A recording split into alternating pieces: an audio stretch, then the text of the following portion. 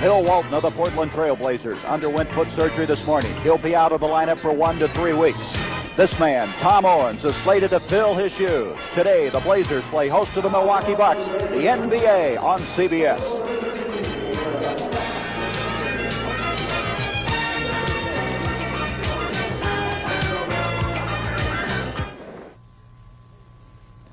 The NBA on CBS.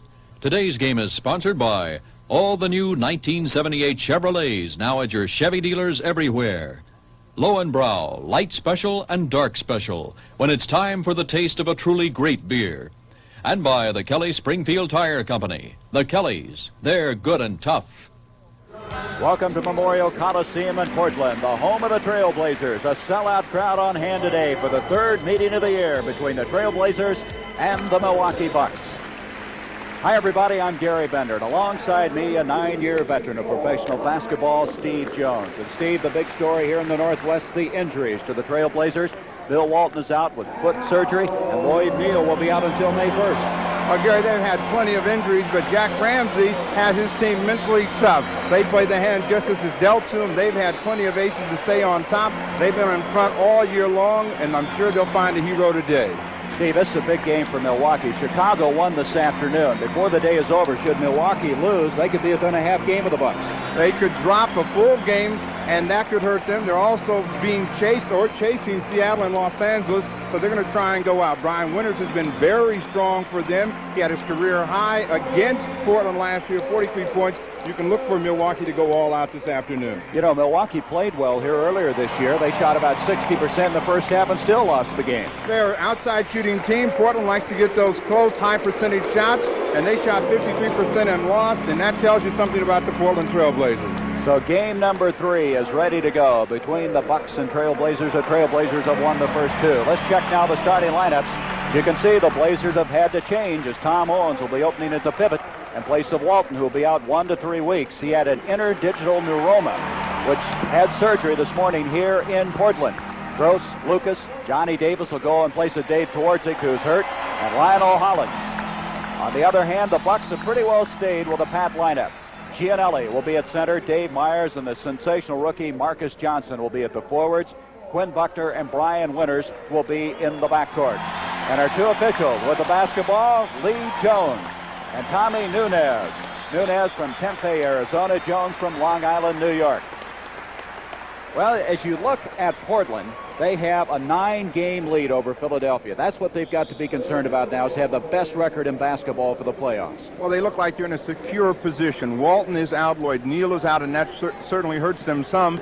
But Philadelphia has to win, and in order for Philadelphia to catch them, they're going to have to go in a streak like 19-0 the rest of the way, and I don't think they're going to do it. I think that Portland may be able to play around 500 and still hold the top spot. On the other hand, Steve, Milwaukee's really been a surprise. Well, they're a young team, and they were rebuilding. They came off of that last year. The addition of Marcus Johnson gave them a lot of quickness and power up front, which they didn't have, and Don Nelson has just done an outstanding coaching job with them. You can look for them to be in the playoffs sometime this year, and they're going to be tough for years to come. All right, ready to go now. Tom Owens against John Gianelli. Game number 3, they're going to jump it up again. There is Jack Ramsey. He's got those tattooed pants on again. Jack Ramsey is very colorful. He knows he's on CBS this afternoon. All right, here's Dave Myers, who's been shooting pretty well from outside. Rebound, Tom Owens. He had 25 points against the Knicks earlier this week. Lionel Hollins on the drive, Johnny Davis.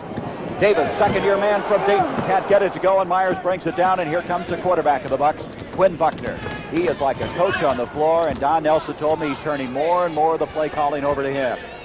Marcus Johnson back to Quinn Buckner. Gianelli. Boy, what an acquisition he's been, as Kent Benson hasn't quite shaped up like they wanted to. Here's Buckner inside. The basket's going to count, and he's been fouled. Gross picking up the foul, and to the line goes Buckner. Here is a guy that's kind of the pulse of the ball club, Steve. Well, you know, Quinn Buckner is an underrated player in the sense, you know, he doesn't score a lot of baskets, and he's not very flashy out there, but he's a steady influence. He's the type of player you want to have playing opposite of Brian Winters, a guy who doesn't want to shoot the ball too much, and you can free Brian Winters up to just go down and be offensive-minded, and that's really what pays dividends. 3-0 to score, Lucas. And Maurice Lucas is playing with a badly bruised left hand. He has a guard on it. Makes it a 3-2 game. Oh, with shots like that, Gary, he can have both of his hands badly bruised. That's a high percentage shot. You don't miss many of those. Gianelli outside with Owens on him. Owens 6'10". Boy, he's got a big job replacing Walton until Walton can get back. Dave Myers, and he got it. Dave Myers bouncing one in. That's a tough try by Myers. What Milwaukee would like to do is slow Portland down. Of course, Portland is going to be slowed down because they can't run, because they don't get the defensive board without Walton in there. But Portland is going to try and move the ball and move themselves, and Milwaukee should try and make Portland take those types of shots to be successful this afternoon. Gross misses. He doesn't miss very many. He shoots well from the field. He is 8th in the NBA in field goal percentage. Now Myers gets another, so he's hit 2 in a row now. Well, Dave Myers has it out of the cast, and he's going to warm it up. He's taken 3 shots in 2 minutes. 7-2, the Bucks on top. Game earlier this year, Milwaukee shot 60% in the first half and still trailed at half. That shows you what you have to do. Quinn Buckner picking up the personal foul, and that is his first personal foul, and Hollins will bring it in now for the Blazers. This is a tired Blazer team. Normally they like to get out and move and be very active. The injuries, they have a lot of injuries to a lot of people. Dave Fortick is hurt. Lionel Hollins is hurt. Lucas, all of those people are injured. They're not moving themselves quite as well. So, you know, they're going to try and play at maybe a little bit slower pace than we're accustomed to seeing them. There's Lucas going inside, and he's been fouled. Look again at Maurice Lucas, maybe the best power forward in the NBA. Well, what Maurice Lucas really epitomizes for this team is mental toughness. He's been hurt all year long, but when they need him, he's always there, and he always comes with the big game. It looked like he got fouled coming across the middle that time, and they said he was not in the act of shooting as Bobby Gross gets one down. Gross scores. That foul was on Quinn Buckner, but he was not in the act of shooting. So it's 7-4 now. Milwaukee with the lead. Well, I don't know, Gary. If you can drive to the hoop like that and not be in the act of shooting, I don't know what the act of shooting is. Here's Buckner outside with Johnny Davis on him. Davis and Hollins, 2 of the faster guards in the NBA. Buckner off to Brian Winters, and Winters who plays well against this team, and that was Marcus Johnson, the rookie from UCLA. He is sensational. He'll play hard all game long. There's the interception by Buckner. Lucas getting back quickly. Lucas can play the good defense. Well, Lucas that time did the smart thing. He just played a zone and made Quinn Buckner bring the ball back out. He could not get the ball to Marcus Johnson cutting on the wing. Gianelli a long ways out for him. Didn't get it to go. It's 9-4. Milwaukee with the lead. Davis into Tom Owens. Owens with 25 points against New York. 15 points the last outing against Cleveland. Myers comes up with it. Myers. Gianelli having a tough time with it. Brings it out to Brian Winters. Winters with 43 points last year against Portland. That's a personal high for him. An NBA All-Star performer. Up it comes to Johnson again. Johnson, their number 2 scorer, number 1 rebounder. Here's Buckner. And inside, he can't get it, and Tom Owens brings it down. Well, right now, again, as I said earlier, you're seeing a tired Trailblazer team. Normally, they're much tougher on the defense. They have not gotten really very active defensively. Tom Owens came in and got a big rebound to keep him in contact with 8:23 left. You know, Owens already has 4 rebounds in this game. He's found a home here. He's kind of been a well-traveled player, both in the ABA and NBA. Well, you look at Tom Owens, he can't jump very well. He's not very quick, but he is a very smart basketball player. And Portland needed someone to back Bill Walton up that wasn't going to hurt them. His acquisition here has been a plus for Portland. Lionel Hollins now will back it out. It's 9-6, Milwaukee with the lead. 7:58 to go, first period. Trying to go backdoor to Davis. And a foul is coming up. If that's on... Picking up that foul is going to be, I thought for a moment it was going to be Quinn Buckner. That would have been his 3rd. It's John Gianelli. Yes, sir. It's Gianelli committing the personal foul. Backdoor to Gross. Now there's a guy, Bob Gross, who just compliments everybody on the club. He just fills in the holes and gets the job done. Bobby Gross just keeps himself moving. You know, Bill Bradley is a player that started that type of trend. He just keeps himself moving, works, and tries to get free. He much prefers to shoot the type of shot he just made, a little easy layup out inside, but he can shoot the ball outside. Gianelli making it now an 11-8 game. Tom Owens trying to play the role of Walton, looking for the open man, which Walton does so well when he's in the lineup. Lionel Hollins. Rebound, Gianelli. Gianelli and Owens having quite a battle underneath. Gianelli goes at 6'10", as does Owens. Here's Buckner. Buckner off to Gianelli. Inside Marcus Johnson. Boy, this rookie is something. Rebound. Gianelli can't handle it, and coming up with his Holland. Look at that move, would you? Rebound by Myers. What a move by Lionel Hollins, but he couldn't get it to drop for him. Oh, that was real good individual effort that time, and it just wouldn't go down for him. He spun, and he shook a lot of people. Tommy Nunez now indicating that Johnson stepped on the end line, so the ball will go over as Jack Ramsey now. We're going to have a timeout, is going to tuck things over. 6:44 to go, first quarter. Milwaukee 11, Portland 8.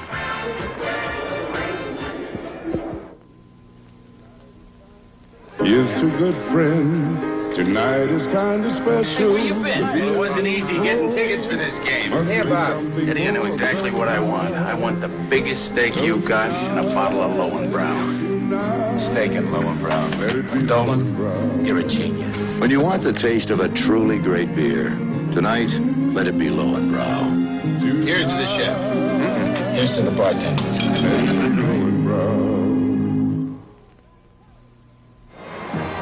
Introducing the Kellys. From Fayetteville, North Carolina, the Kelly Passenger Radio.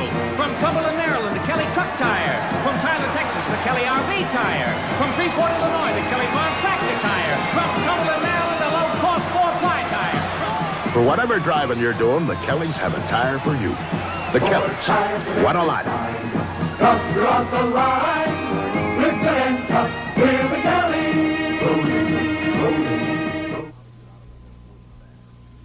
Here's a few tips on how to get out of an airport fast. 1.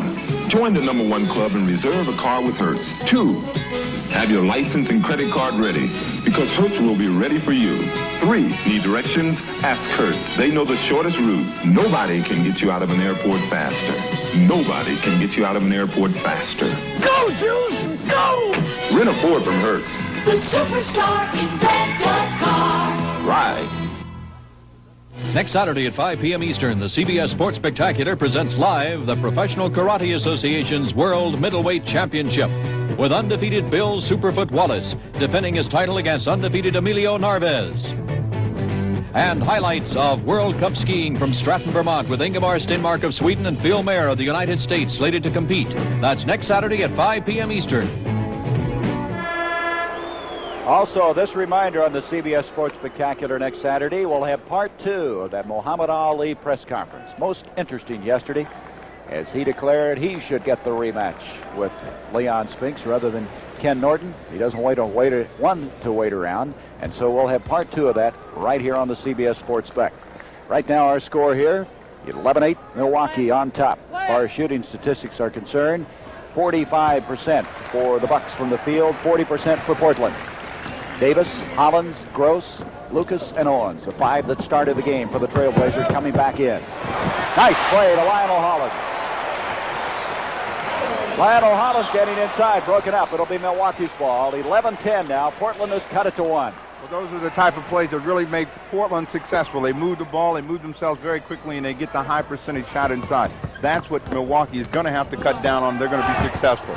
Lucas playing the tough defense against Johnson, and Marcus Johnson's going to have a tough time shaking him. Winters loses to Hollins. Myers trying to get down there. Gross. There's good hustle. Both Gross and Davis following that missed shot. Well, Myers did a good job to make Hollins miss the shot. Normally, again, that's a sign of fatigue. Normally, Hollins would have left Myers easily. He was looking back, knowing that he was going to get caught, and he made a tough try out of it. We got 3 seconds in the lane. Let's go back now and break down the floor on Lionel Hollins. You see Hollins right here. He's looking back. Normally, he would have just gone in. He tries to hold the ball from Myers, who thought he was going to come up over a block, and he missed it, and Bobby Gross was there to put it in. Just inside 6 minutes to go. First period, 12-11 now. The Trailblazers have taken the lead. Outside, Hollins. And a pushing foul, loose ball foul. And it's going to go against Tom Owens.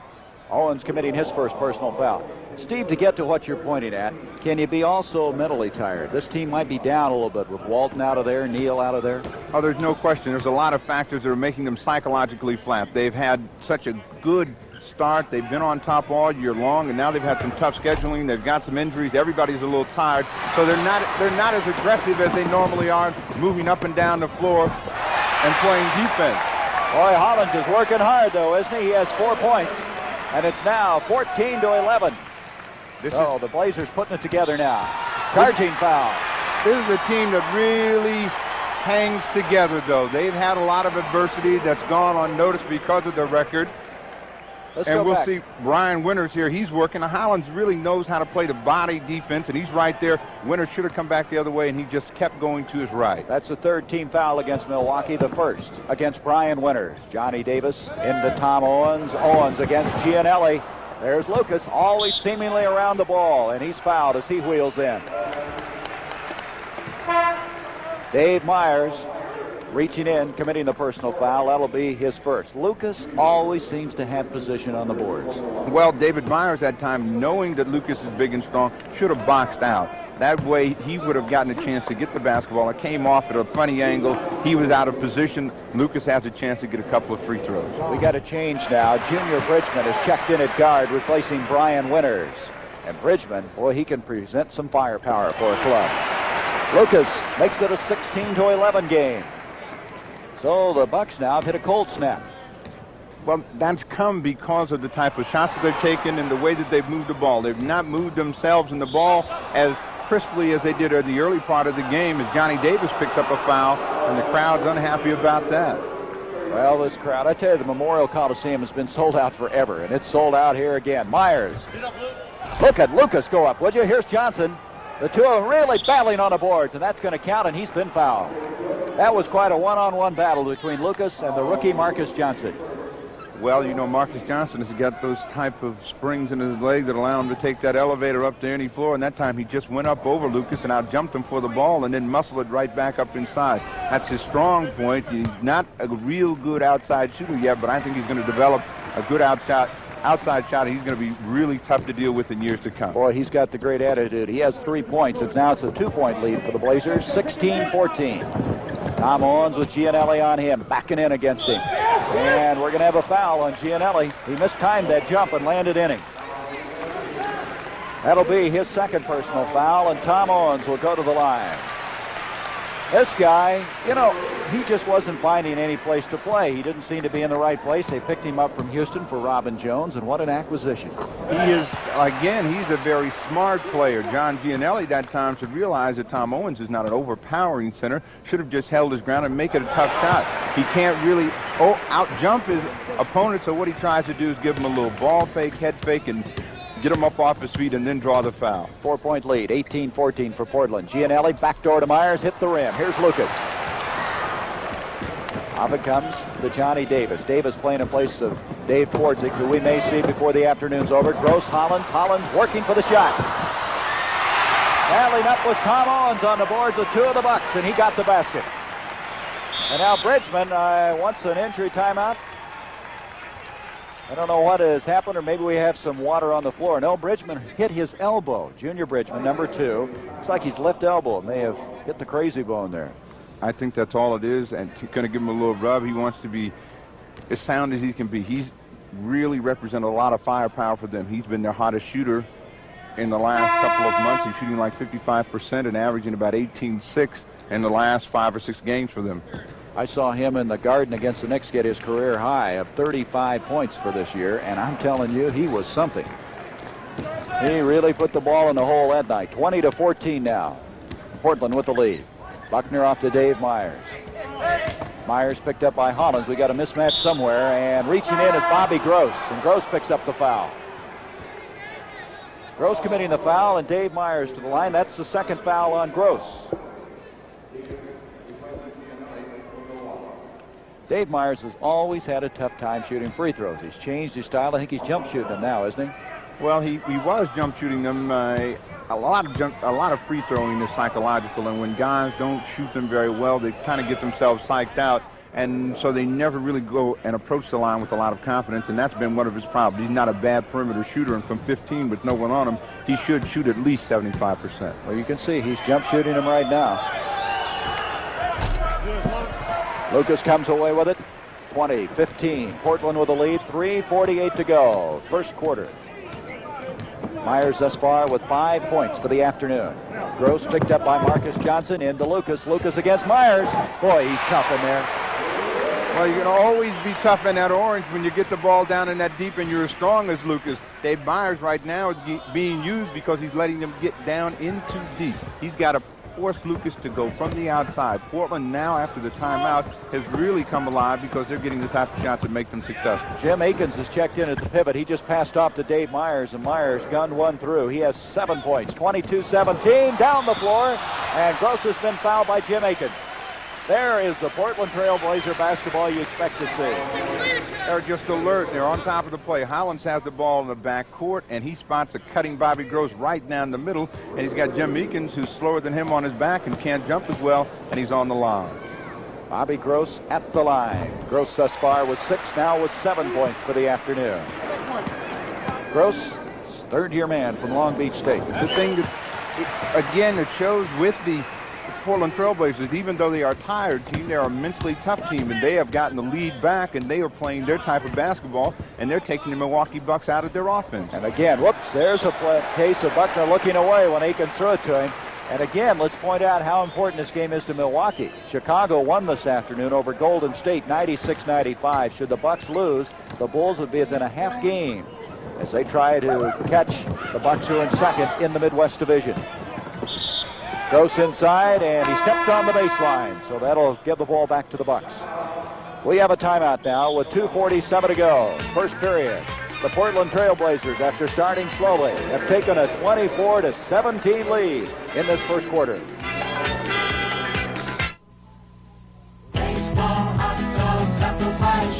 Where are you going, America? To Malibu. Malibu. Malibu. Malibu. Looks like a large slice of America is going to Malibu. Chevy's new size, quick size, mid-size car that's so right in so many ways for so many people right now. You'd think it had been designed by Mr. John Q. Public himself. It's you, America. A fresh new slice of apple pie called Chevy Malibu. A fresh new slice of apple pie from Chevrolet to you. You're gonna eat it up. Hey, look at that. It's a chainsaw with its case. Uh-oh, somebody left it. Probably taking a coffee break. It's a McCulloch Mac 140. Wow. It's got automatic oiling. That's slick. This is the chain brake safety feature. Yeah. It stops the chain in less than 1/10 of a second. That's fast. And look at these teeth. They sharpen themselves with a press of a button. Mine don't. The McCulloch Mac 140. You can't buy another chainsaw with all these features at any price. That McCulloch's got just about everything. Yeah, but I bet it can't swim. Good point. McCulloch. In the yellow pages, under saws. Fred, you're getting married. You gotta look great, so stop shaving. It's better to get stroked in the morning. The Bic shaver? The Bic shaver is so responsive it doesn't shave you, it strokes you. I'm gonna get stroked like this every morning. And the Bic shaver's cheaper than blades, yet it's a blade and handle in one. Fred, marriage agrees with you. Well, he really got stroked this morning. The Bic shaver, lots of great shaves from just one Bic shaver. Then it's time for the next. So don't shave, get stroked in the morning.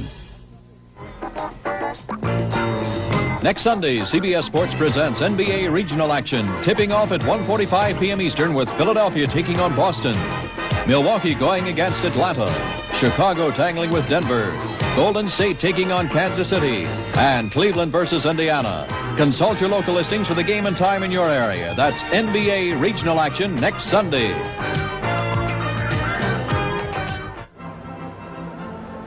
But as we mentioned, Steve Jones, the injury problem really starting to crop up as far as the Trailblazers are concerned. They've added a man, Willie Norwood, who's been a well-traveled veteran of the NBA, 6'7" forward, played for 6 NBA seasons. There he is. Has been added to the roster because of the fact that Lloyd Neal will be out until May 1st, and of course Walton's going to be out. Well, they don't know, 1 to 3 weeks. They're still speculating. Well, I talked with John White, and he thought that they would have him back sometime next week, but they're not really certain. They hope so anyway. There's Junior Bridgman. He scores his first 2 points of the afternoon. It's 24-19. And Bridgman's the type of guy that can bring it back in a hurry.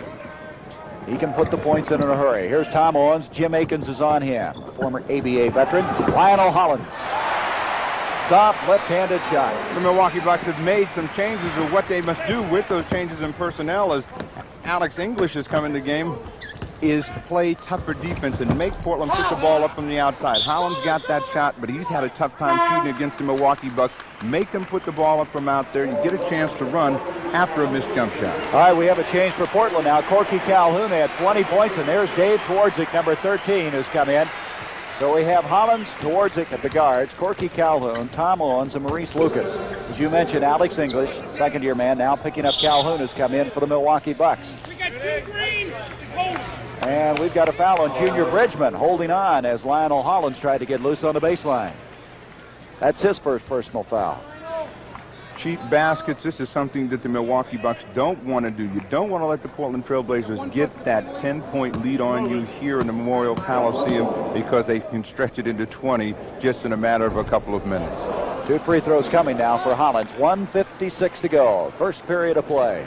26-19, the Blazers. They get 27 points. Here's Bridgman. So we have Buckner, Bridgman, Dave Myers, Jim Akins, and Alex English in the lineup. Bridgman off to Buckner. Buckner picked up by Hollins. 13 seconds on the shot clock. Bridgman outside. He can hit him. Boy, he can shoot with anybody. Well, the problem with Junior Bridgman is he doesn't look at the basket enough. He's a very unselfish basketball player. He takes usually very good shots. He should look at the basket a great deal more with Winters out of the lineup and playing with Quinn Buckner.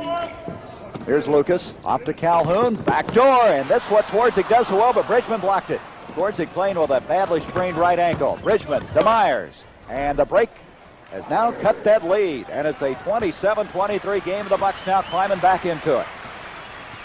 Myers with 9 points. He's the high point man on the floor right now. Here's Hollins picked up by Bridgman. Lucas. Boy, he can shoot well for a big 6'9" guy.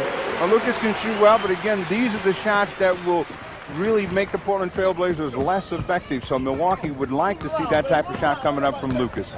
Bridgman driving in, heavy traffic. Twardzik comes away with it. You can see Twardzik's right leg, how it's heavily taped with that right ankle that he's been having problems with. Here's Hollins, Owens, and a foul inside as Dave Myers, reaching in, commits a personal foul. And that, for Myers, is going to be his second, as Owens will go to the line. Well, the Bucks are a little slow. They cannot match the Trailblazers' foot speed and quickness-wise. They're a little bit slow making the transition from offense to defense, and Portland is pushing the ball up the court. Hollins, who has played a lot of minutes, is still trying to get up and down the court to create some opportunities for his teammates. And the man from South Carolina now makes it 31-23. So the Blazers start opening up a little bit as Jack Ramsey, always intent on what's going on out there. Never relaxes. Here's Myers. Myers picked up by Corky Calhoun. Calhoun with 20 points in yesterday's win over Cleveland.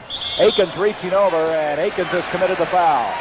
You see, that's a problem for the Milwaukee Bucks right there. Instead of passing the ball when the double team presents itself, they're dribbling, going one-on-one, taking tough shots from the perimeter, and they end up with a foul. You see Calhoun and Hollins over here in the corner. They have Myers trapped. Instead of giving it up, he gives it up to the basket. Akins doing the right thing. Looks like he has a shot at the ball. He's on top of Tom Owens, and Owens is a garbage man. He'll take whatever he can get his hands on. Now we have a change for both sides. Ernie Grunfeld has come in, replacing Dave Myers. And Willie Norwood, there he is. The first time he's been in a Blazers uniform. I guess they were working with him before today's game, trying to tell him what to expect offensively. He's the guy that's come in. He's been added to the roster. Well, Portland has a very simple offense. All you have to do is just keep moving. If you're a forward, move down on the baseline, try and run out on the break, and you get an easy opportunity shot. And Willie Norwood is strong inside, and he could be a factor for them. Tom Owens now has 10 points in this game. 12 seconds on the shot clock. About 2 seconds more on the game clock. 33-23, a 10-point lead. 4 seconds on the shot clock. English broken up by Twardzik. 3 seconds, 2, 1. And that ends our first period of play here at the Memorial Coliseum as this capacity crowd applauding the Blazers, who have a 10-point lead.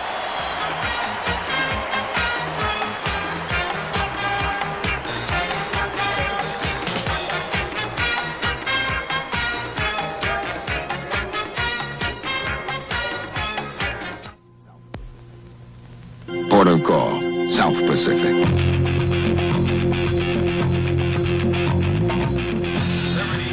Liberty call.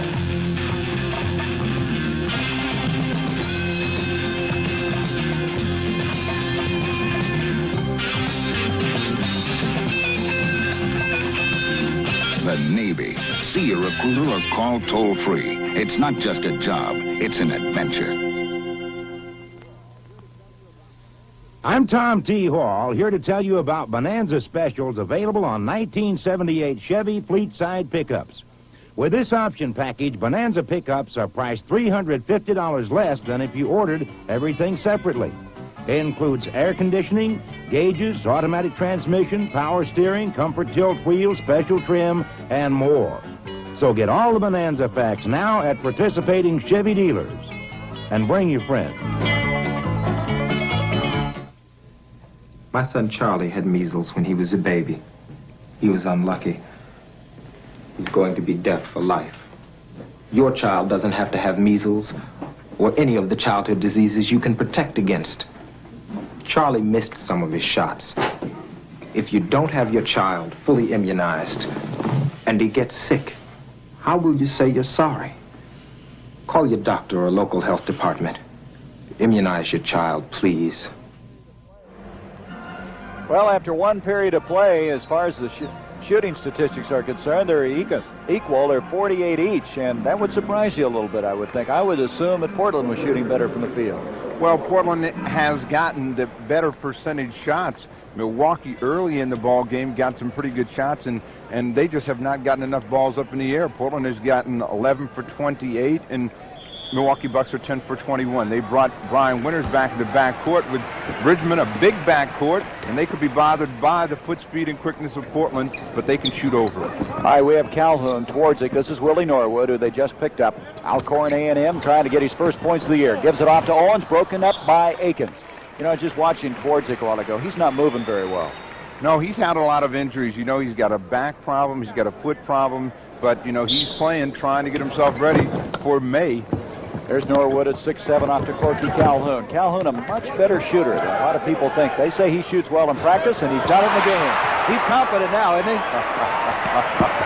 he? He's telling him, don't play me cheap. You got to put a hand in his face at least.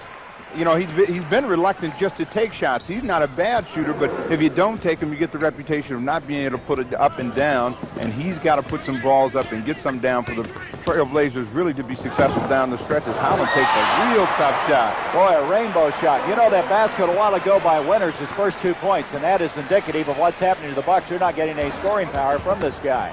Here he's going back again. He forced that one, and Akins reaching over again. Jim Akins reaching around, committing a personal foul. Those are tough shots. Now you see Winters here, he works, and it's basically a one-on-one situation. He goes up, it's 1-on-2 right there, and he puts up "In God We Trust," and Akins tries to come over the top and gets the foul. They must move the ball and move themselves. They must make Portland play some defense. If you come down and shoot quickly against them, you can be in trouble all day. See Don Nelson a little pensive right now. His club down 37-25. Here's Twardzik moving on Winters. Gives it off now to Larry Steele, who's checked into the game. 25. Well, we've got 3 seconds in the lane. The Milwaukee Bucks do not quit. There's one thing about youth, they don't know when they're beat, and they just keep coming at you, so you can look for them to come back in the basketball game. With the ball now, Brian Winters. Off it comes to Alex English, who checked in earlier. He's come back. Here is Bridgman. Bridgman and Winters are going to have to start hitting from outside. Steele playing. Boy, did he run into a pick that time by Akins, but took his head off. Here is English again. English not shooting the ball as of late very well. Steele brings it out. Off to Twardzik. English has hit a cold streak. Grenfell, number 20, he's the rookie from Tennessee. He, on the other hand, has really picked up his shooting. Here's Owens. Steele. Fouled. Boy, he tried to get that one to go through, kind of from his hip on that shot. Anytime you can get in that deep, you're going to try and get it up to the basket. He got a little push underneath, and he gets to the free throw line. They are letting Portland move the ball and move themselves too easily. They don't have enough defensive pressure on them right now. Tom Owens is not that good a passer under pressure. He's certainly no Bill Walton, but he looks the part so far today. Sure does. That foul was on Winters, his second foul. Larry Steele, boy, he has always been tough from the free throw line. The only original Blazer still with this team, and he too is having problems. He has a foot problem. This team has really been like an episode of Marcus Welby. Here's Brian Winters, picked up by Twardzik. Winters now looking for the basket. Tough shot. Winters got bodied down below. He thought he was going to get a foul, and he didn't. They've got to try to slow Portland down, make them shoot the ball from the outside, and get some good defensive pressure on the passer. Winters with 4 points. Inside 10 minutes to go now in this second period. Steele outside, and it just won't go. Marcus Johnson comes down with it. 39-27. Here's Winters again. Boy, he's playing an entirely different game in the second period. He forced that one, though, but he's been fouled by Tom Owens. Owens doesn't like that call at all. You know, when you don't have people on that bench, it's tough for this club. Owens foul out of here. They'd have to, I suppose, move Lucas in the hole. It might not be a bad idea for them to try to attack the center position, because then that would bring Lucas in, and they would have to play Willie Norwood a little bit more than possibly they want to. He's not ready because he doesn't know the offense that well. And maybe Corky Calhoun. Calhoun coming off a 20-point performance yesterday, but it would be a good idea to make the Milwaukee Bucks make him prove that he can score 20 again. Now Owens goes out of the lineup. He has 2 personal fouls. Lucas has checked in. So we have Calhoun, Davis, Lucas, Twardzik, and Larry Steele in the lineup. 39-29, a 10-point lead now for the Blazers. Winters has 6 points, all of them coming in the second period. Steele. Calhoun going up. And he is fouled on that melee underneath. I think it's Marcus Johnson committing the personal foul. Both he and Akins went up for the ball, and Johnson comes away with a foul. No box. Again, they have failed to box out, and that's what really hurt them. They have given Portland chances to either be getting the ball back from a foul situation or get on the free throw line. I stand corrected on that, Steve. It was on Akins, and that's his 4th foul. So he comes out of there now. Gianelli has come back in. But they have a lot of depth at center. They still have Kent Benson on the bench. They have plenty of centers that they can come at you, but at the rate they're going, they'll all be gone by the half. There's Johnson hustling. That's what he has always done this year. Johnson hits the front row over there. See if he's all right. Oh, I think that's Junior Bridgman. I'm sorry, Bridgman hitting the deck over there. Boy, he hit a cameraman over there, and I'm not sure that cameraman's going to get back up for a while. Here's Twardzik, bring it into Lucas, out to Steele. 9:09 to go, first half, 10-point lead for the Blazers. Blazers with the best record in the NBA, 51-11. Oh, look at that pass. But he can't get it down, Gianelli. Boy, what a pass that time. That was a great pass. Lucas broke real quickly across the middle. He had the small Junior Bridgman on him, and Bridgman lost sight of him. Portland is just getting the better percentage shot, and they're moving the ball a lot better than Milwaukee. They're getting into their offense. Committing the foul is Calhoun. That's his first. Grunfeld will bring it in. And now we're going to have another change. T.R. Dunn, the rookie from Alabama, number 23. Second-round draft pick this year will come in, and he'll replace Twardzik. Twardzik's hurting. I'll tell you, he's huffing and puffing out there and trying to get around on that leg. Well, it's real tough for him right now. What Jack Ramsey is trying to do is keep fresh bodies in the game, and Johnny Davis is on a breakaway. Boy, can Davis move. That'll bring a house down.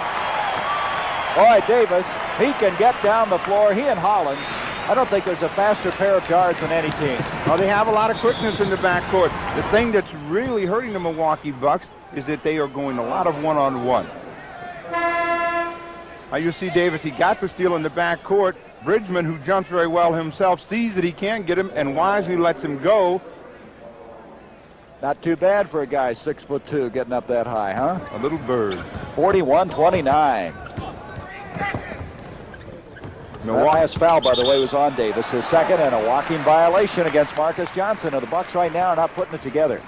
Milwaukee's countered by putting their little water bug in, Lloyd Walton, so he's going to see if he can keep up with Johnny Davis. But Johnny Davis is one of the quickest men in the NBA off the dribble, and that should be a good foot race. So Walton against Davis. Walton, number 11, coming in for the Bucks for the first time. The former Marquette standout. Corky Calhoun to Maurice Lucas, another Marquette All-American. Here's Larry Steele. Here comes Grunfeld. Marcus Johnson. Portland getting back well. Johnson can't get it to go, and Lucas comes down with it. Off to Calhoun. Lucas down at the other end now. They're waiting on him as he comes back into the offensive picture. Steele. Larry Steele hitting outside. Steele this year's averaging just a little over 8 points a game. And timeout is called by Milwaukee. 43-29. The Trailblazers are starting to really rip them up here. In the tropics, where we blend Dutch Master cigars, our master blender, Augusto Santiago, meets the tobacco personally. Before he accepts, he tastes it 3 times. First with his nose, then with his touch, Then he wraps a leaf around the cigar and tastes it with his taste. That's why a Dutch Masters like our Panatella is worth more. There really are masters at Dutch Masters. New around here? Sure got a nice motorcycle. Oh, it's a new Honda Hawk Honda-matic. Honda-matic? No clutch. No clutch. Well, beautiful wheels. They're standard. How does a little lady handle it? Oh, new weight distribution. It feels light. Someday I'd love to Yes? ride it. Well, then go see your Honda dealer. When you're on a Honda, you're really going strong. Sears National Automotive Values. Now on sale, the Sears 36 battery. Loaded with starting power and it's maintenance free. At only $26.99, you save $8 on Sears 36 battery. Get the toughness and durability of Sears Guardsman belted tire. Prices start as low as $23.88. That's value in a belted tire. Guardsman belted at Sears. Next Sunday at 1 p.m. Eastern, Challenge of the Sexes features a tennis challenge with versatile world-class veteran Francoise Durr taking on high-ranking Dick Stockton. A gymnastics competition with future Olympians Lisa Cawthron and Jim Hartung. Plus a Frisbee challenge. That's next Sunday at 1 p.m. Eastern. Gary Bender and Steve Jones at Memorial Coliseum in Portland. Steve, what are the Bucks going to have to do to get back in this one? Well, they're going to have to play some better defense, but offensively, we got to credit Portland because Portland has picked up their defense. Milwaukee has to move the ball and move themselves. They are going a lot of one-on-one, and Portland is not the type of team where you can really come down and shoot quickly against them and expect to be successful. You have to make them play some defense and not put the ball up quickly from the outside unless you're making all of them, and certainly Milwaukee is not. 37-year-old Don Nelson and Jack Ramsey last year led the Trailblazers to the top, the NBA championship. Here's Marcus Johnson picked up by Corky Calhoun. 43-29, the lead of the Blazers. Grunfeld outside. Rebounding is T.R. Dunn. Not a very selfish player, Marcus Johnson, to the big steal, but Lucas is back here. It seems like Lucas is always back there. Well, he really plays back there in a hurry. That time, Marcus Johnson just tricked T.R. Dunn. He made a little fake like he was going up the court and turned subtly and surprised him and got the steal. And Lucas again did the smart thing, zoned up back underneath and wanted Marcus Johnson to shoot the ball from the outside. Foul on Steele, his first. Walton will take it out. Walton brings it into Johnson. Lloyd Walton. Is he quick, too? There's quite a matchup between he and Davis. Grunfeld has played very well. He had 17 points against Phoenix, is fouled on the drive. Don Nelson told me before the game he thinks Grunfeld now is really starting to put it together. He's going to use him more and more down the stretch. For every rookie, there's an adjustment, and Ernie Grunfeld, he came out highly touted, and it took him a little while to adjust to the pro game. He's an in-between size. He doesn't have a lot of foot speed. He is very quick, but they've been playing him back and forth at forward and guard. He's not overpowering as a forward, and then he's at a disadvantage at a guard, so it's taken him some time to find his home out on the court. Hollins comes in. T.R. Dunn checks out. As far as Grunfeld is concerned, he's averaging 7 points a game. But he had 17 points in a losing cause against Phoenix before they came over here to play Portland. Inside, 7 minutes to go before halftime. At halftime, we'll have Horse coming your way. Here is Lionel Hollins. Brian Winters on him. Look at Marcus Johnson going up, but taken away by Steele. There was a case of Johnson up above everybody, but Steele with the quick hands coming away with the ball. So they'll reset it now. Lucas. Gianelli on him. And Gianelli committing the foul. Lucas just got a step on him, and he couldn't catch up with him. Well, they always tell you can't play defense with your hands.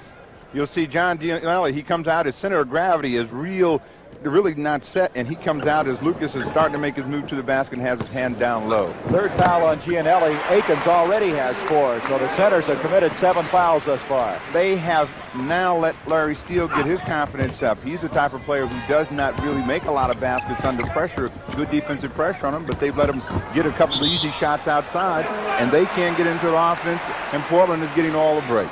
Winters walking with the ball. It would appear to me that one of the game plans here today is to shut Winters off. They've really been playing him tough defensively. Here comes Walton. Winters just hasn't had any open shots. Now here's one of the better ones he's had this afternoon, and he got it. Oh, Again, the reason that they're not getting the shots is because they're trying to force the offense. Portland is applying pressure out high instead of passing the ball and moving without it, then coming back off of a pick or some type of play. They're trying to go one-on-one, and Portland is making them take tough shots. Winters now with 8 points, all of them coming in the second quarter. 45-32, 7 seconds on the shot clock. Lucas, he loves to shoot from that area. You let him shoot from there and he'll kill you. Well, again, you want him to shoot from out there. That keeps him away from the rebounding area. They are going to miss some of those shots, and Milwaukee has a chance to run. Oh, did Lucas reject that one? Here's Calhoun. Maurice Lucas must have been 3 feet above Lloyd Walton when he tried to wheel inside. Well, Lloyd Walton is about 3 feet shorter, and he's got a problem to begin with. The little fella went inside. He took it in a little weak, and he paid the price. There was a nice move by Brian Winters. Back they come. 49-34. Portland with the lead. Winters now with 10 points. Wide open, Davis. Nice pass from Lionel Holland. See, that's what's killing the Milwaukee Bucks right now. They don't have any idea where their men are. There was 4 guys back. Nobody's on Johnny Davis. He pops underneath the basket. Hollins hits him for an easy 2. Marcus Johnson, who's really been shut down. He has only 3 points. Trying to get a pair, and he can't. He's got his own rebound and a foul. Larry Steele committing a personal foul. So we're going to have a timeout called with 4:41 to go in this first half. 51-34, Portland with the lead. See what's new today. Last spring, 227 specially equipped Chevy Nova police cars were delivered to the Jacksonville, Florida Sheriff's Department. Now, that's a tall order, but no surprise, because law enforcement agencies in 47 states have made Chevy Nova America's best-selling police compact. Now, a lot of the things the police look for in a new car are the same things you'd look for in a new car. Reliability, performance, and value. Chevy Nova, a wanted car, now more than ever.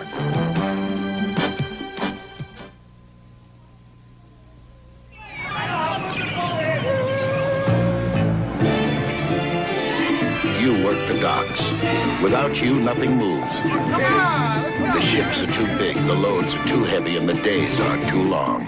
But every day, you do it. And when the sun finally drops into the cold water, another ship with a full belly heads out for sea. And you head in for Miller Time. Miller Time. Time to relax with the best tasting beer you can find. Miller High Life, America's quality beer since 1855. If you've got the time, we've got the beer, Miller beer. Miller tastes too good to hurry through. If you've got the time.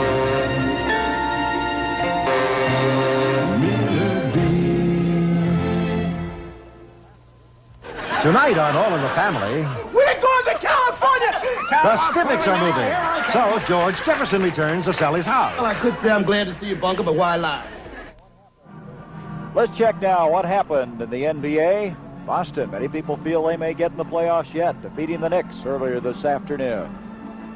New Jersey over Buffalo. I tell you, those Nets, they've been tough lately. John Williamson giving them a lot of firepower. Atlanta over Seattle. Seattle, Steve, fading just a little bit. Well, Seattle has a lot of games on the road, and Atlanta is really tough. They're a scrappy ball club, and they're making life miserable for anybody that comes down there to the Omni. All right, checking others. San Antonio by 1. San Antonio pretty well having things their way in the Central Division. Washington, boy, they put it to Houston. Washington starting to get a little healthier, I believe. They've had a lot of injuries. They're playing a sick team in the Houston Rockets, and they paid the price. In Detroit, making some run at the playoffs again as they beat Indiana. And look at that, Philadelphia. You know, Phoenix is not in a very comfortable position in second place in the Pacific Division. The Sixers winning. And a game that really affects this one. The Milwaukee Bucks have got to be cognizant of this score. Chicago winning 96-95. Should the Bucks lose here, the Bulls will be within a half game of them in that Midwest Division. Johnson at the line has only 3 points, and that has to be one of the keys to why the Bucks are trailing right now 51-35. He has not gotten many good offensive opportunities. Again, he right now tries to get the ball in deep. You see it on almost every effort that he makes. He wants to get as close to the basket as he can, and they have not moved the ball as well as they should to get him those types of shots. Now, Kent Benson has checked in for the first time, the #1 pick in the NBA draft. Benson in there, Lucas against Johnson, and Lucas again. Again, you cannot beat a team when they can get that ball in that orange area as easily as they have. He's gotten the ball down in deep. Anytime he's won that position, he's been able to get it, and the Milwaukee Bucks have had to settle for shots from outside. Bob Gross is back in, and he quickly picks up a rebound. Hollins. Look at Hollins go down the floor. Well, that's a little show and tell. He showed the ball to Brian Winters, brought it back and came right around him and got an easy basket, and right now they're in a roll. Here's Grunfeld from the corner, and nothing going right for the Bucks right now as they trail 55-36. Hollins, Lucas. Boy, they're starting to run it right now. Here's Lucas. Johnson with the rebound. Marcus Johnson to Grunfeld. Back to Johnson. Nice play to Walton. Very fine break that time by Milwaukee. That's the best break that they've had because they were able to keep the ball in the middle. But Lucas came down again and had a nice, easy, high percentage shot. They had a 5-man break that time. Everybody scuffling to try and get some of that cheap stuff. Walton with his first 2 points now. Lucas has hit half of his shots, 5 of 10. Tom Owens. Marcus Johnson, he can't handle it. Lucas saves it in. Boy, look at that. Hollins almost would have gone backcourt, but he stayed above the line. Here's Davis. Great effort. Well, they just hustle. They keep moving. They keep playing. This is a team that is mentally tough. They come out every night to win a basketball game, and they figure some way they're going to win it, and that's a sign of confidence. Boy, they had their home streak ended at 44, and you can see why they're so tough at all. 57-38. Johnson. Marcus Johnson hitting outside. He now has 7 points for the afternoon. 57-40, 17-point lead now for the Trailblazers. Again, the Milwaukee Bucks, they're a young team. They're going to keep scrapping and hustling. They've been down by plenty before, and they've been known as the cardiac kids, and they've come down from many as 19 or 20 points, and they'll make a run yet in the second half. Tom Owens back and Benson in that time, getting the points. Here's Kent Benson. Off it comes down to Winters, and we're going to have a blocking foul on Lionel Hollins. Hollins just wasn't quite set on that baseline drive, so he commits the personal foul. That is only his first foul. 59-40. Portland looking for victory, number 52 of the year. We are super critical on that line. We'll knock down engines for a bad paint job, and that's no jive, man. Quality control is the most important aspect of the whole business. James Rock, Quality Control Inspector. This is who we are and what we do at General Motors. If the customer has problems with that car, then we got problems because he's not going to be a General Motors customer again. We have 9 inspection stations. I go around to critical points on the line to ensure that they're doing the job right. I run hot tests. You can listen to that engine and you can say, well, this one's a good one or this one's a bad one. It's a good feeling. It's a little feeling of power. There's nobody going to overrule you. But we want to ensure that by the time that it's shipped to the assembly divisions, that engine does function in the way that it's designed to function. I feel personally responsible for that car. I know it's a good car. I know we build it and we build it right. General Motors, people building transportation to serve people. The major difference, Sylvania beats RCA. Take a look at this. Sylvania beats Zenith. And we'd like you to... Sylvania beats Sony and GE and Sears. That's right. Recently, over 1,000 people saw 6 unidentified 19-inch color pictures side by side. Then they picked the best overall picture, and the clear winner was the Sylvania Superset. So get the picture that beat them all, the Sylvania Superset. Side by side, we beat them all.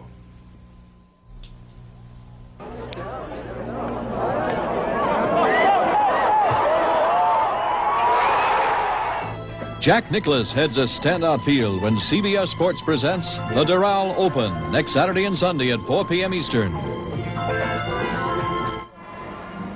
2.5 minutes to go before halftime. At halftime, we'll have another edition of Horse. Kevin Greavy of the Washington Bullets against Rudy Tomjanovich of the Houston Rockets. We'll also have Jimmy the Greek with Greek's Grapevine. Jack Ramsey, you know, sometimes I think he has to find things to worry about. When you're 51-11, you can't be doing too many things wrong. And here's Don Nelson, who took over 18 games into last season, 37-year-old coach, and he wanted his team to maybe play at 500. They're 3 above that today. Well, he's done an excellent job with them. They're a young team. They make a lot of young mistakes, but they can only get better, and he looks like he's sitting in a pretty good position. Now, Winters with 10 points, all of them coming in the second period of play as he was shut out in that initial stanza. 59-41. He has not looked good in getting his 10, working on 12 from the line, but he's the type of player who can go a period or two without scoring and all of a sudden explode for big numbers on you. Okay, we have Davis, Owens, along with Lionel Hollins, Maurice Lucas, and Bob Gross in the lineup for the Trailblazers. Inside 2.5 minutes, Gross can't handle it. It'll be Milwaukee's ball. There was Owens trying to play the Bill Walton role, passing to the baseline. Again, they should have had pressure on Tom Owens to keep him from making that pass to cutting Bobby Gross. So everything has been pretty easy for them, and it's been real tough for the Bucks. Dave Myers back in now for Milwaukee. They just can't get it to drop. Walton trying to keep it alive. Off it comes now to Hollins. Benson hustling back. Lionel Hollins to Gross. They always seem to have that trailing guy open, and here now is Benson with a rebound. Well, that's part of a fast break. You always have a trailer as Bobby Gross tries for a steal, but you have a trailer on the break, and he's the guy that looks for that open shot as we get an exchange, and Lucas ends up with it. There's Davis on the baseline, and he gets it off to Hollins. Boy, was that something. It all started with Gross reaching in from behind, batting it away from Grunfeld. Well, Grunfeld kept fighting the pressure, and Bobby Gross just stayed after it, and Portland ends up with the ball, and they end up with the basket in a crowd. Now, the Blazers led by 10 at one quarter. They did lead by 20. Now it's 18 as Grunfeld hits outside. That's his first field goal. He has 3 points. 61-43. Hollins off to Davis. Boy, what a find he was a year ago from Dayton. Too many people had heard about him, but you've heard about him now. Here's Lucas out to Gross. Grunfeld on him. Owens against Benson. There's Lucas, always there.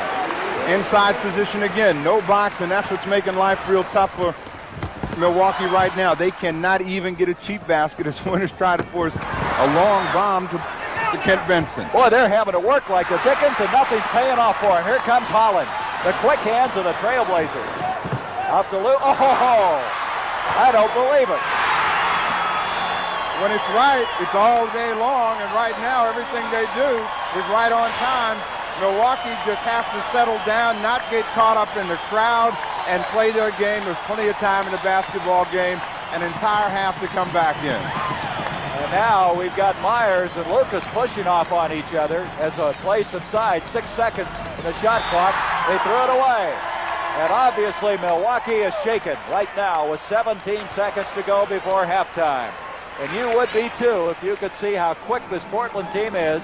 They have just been reaching in, and Milwaukee playing hard but just not getting any results. Well, Milwaukee has to pass the basketball. Again, they are fighting the pressure by challenging it. When you pass the basketball and move yourself, you get the easy opportunity. On the other end, they're letting guys like Lucas and Gross get down and deep. They're getting themselves in foul trouble, and they're not getting the easy opportunities, and Portland right now is right on top. Controlling the momentum and tempo of the game is very important, and when you have a young team, sometimes you don't understand that, and they've just gotten caught up in playing hard, and everything is going out in a negative way for them. That was the third foul, by the way, on Dave Myers. A lot of changes coming in now. Corky Calhoun has checked back in. Willie Norwood has checked back in. I tell you, Myers and Lucas, they're having quite a battle out there. Myers committing the foul, but right now they made some changes, getting some of the frontliners, Gross and Owens, out of there. Lucas with a total of 15 points. Well, Dave Myers is a banger. He likes to have a lot of contact, but he's playing that bang-bang game with the wrong guy. That's right. You better pick somebody else, right? There's your time remaining, a second. They're not going to get a shot, and that's going to end it here. And the Portland Trailblazers playing without Bill Walton, Lloyd Neal, having some injuries to Dave towards it, having a tough time as they now lead at 67-43 at half. Energy for a stronger America. Oil and gas aren't the only forms of energy our country's got to develop more of these days. There are 4 others. First, there's coal. Second, there's nuclear energy. Third, there's solar energy. And fourth, there's you and all the rest of us. The more energy we save, the less we'll have to depend on imports. So let's put conservation to work, along with coal, nuclear, and solar power, to provide energy for a strong America. Guilty. Not guilty. 6 votes guilty, 6 votes not guilty. Not again. This could go on all day. Bailiff! Pass out the Right Guard deodorant. Good. We got stick or spray. With Right Guard, stick or spray protects all day. They don't just cover up odor, they help stop odor before it starts. All day. 6 took stick, 6 took spray. It's unanimous. Right Guard deodorant. Don't get dressed without it. It's a fresh new slice of apple pie from Chevrolet team. A fresh new slice of apple pie called Chevy Malibu. We saw you coming, America, and here we are with a new mid-size Malibu wagon designed to carry you well into the years ahead. With mileage estimates no other mid-size six-cylinder wagon can top, with all kinds of room inside, plus a smart new look that's not going to go unnoticed. A fresh new slice of apple pie called Chevy Malibu. At your Chevrolet wagon stop now. Zebco puts it on the line with the Zebco Omega 33 XPL. Smooth, powerful ball-bearing drive, ultra-sensitive drag, and an interchangeable handle for right or left-hand retrieve. The Zebco Omega 33 XPL. Just one of the Zebco Omegas.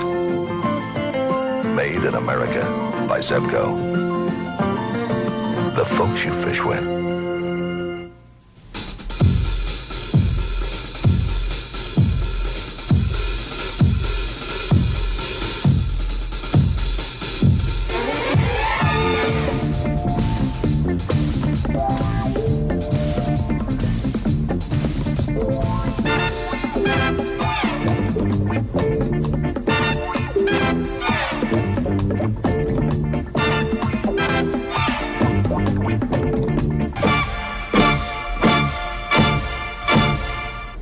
Hi, everyone. I'm Don Crickey, and this year at halftime on CBS coverage of NBA.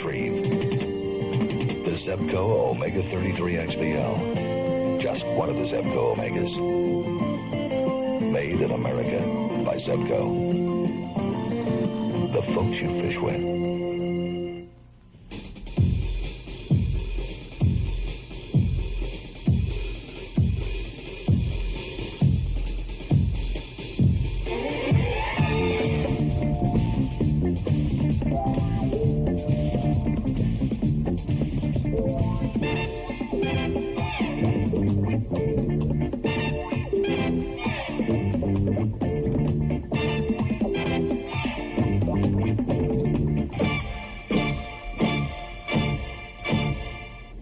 Hi, everyone. I'm Don Crickey, and this year at halftime on CBS coverage of NBA basketball, we have some of the top players in the league matched up in the old schoolyard game of horse, where a player must duplicate his opponent's shots or be assessed a penalty letter.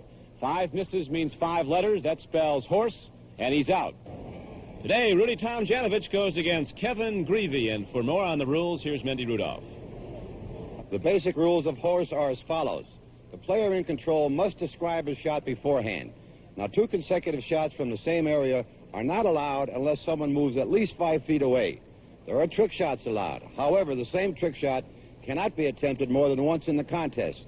The flip of the coin will determine who goes first. Now, there's going to be disputes out there, and if there are, my word will be the final judge. Rudy T. has won the toss, and he'll lead away. Rudy T., go. Tip off the board, right-handed. One hand, tip off the board. One hand, tip off the board, right hand. You saw it, Kevin? Left hand. You're left-handed. You do it with the strong side. Whoop. Kevin picks up the H. Hooks. Jumper. Rudy with a 20-foot jumper.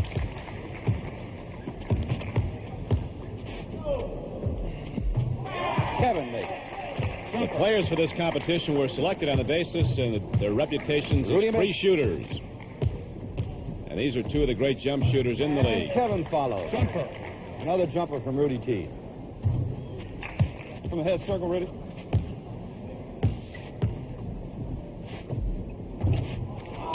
A miss. So 2 letters up on Greavy. Rudy T. calls a jumper from the top of the key. This competition at the Omni International Complex in Atlanta. Kevin. Jumper. Back. They're filling that basket right up here with the jump shot. About 5 foot in from the corner.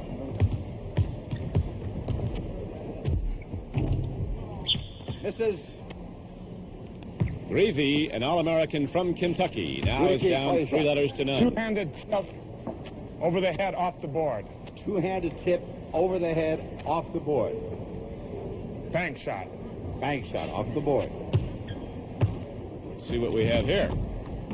That's it was. You catch that, Kevin? Off the board, two-handed, using the backboard. Using the backboard. To convert.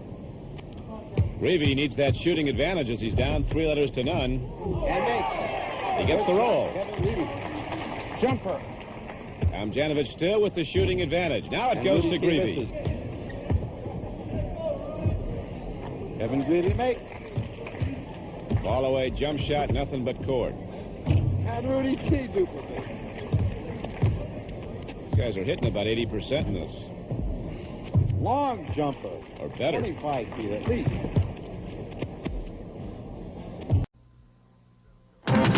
Zebco puts it on the line with the Zebco Omega 33 XPL. Smooth, powerful ball-bearing drive, ultra-sensitive drag, and an interchangeable handle for right or left-hand retrieve. The Zebco Omega 33 XPL. Just one of the Zebco Omegas. Made in America by Zebco. The folks you fish with.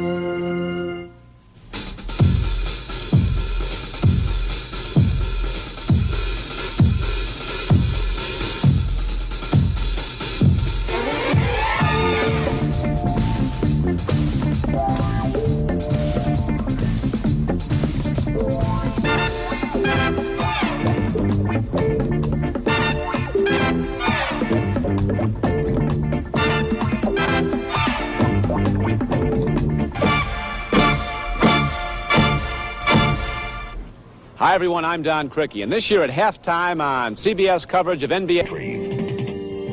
The Zebco Omega 33 XPL. Just one of the Zebco Omegas. Made in America by Zebco. The folks you fish with.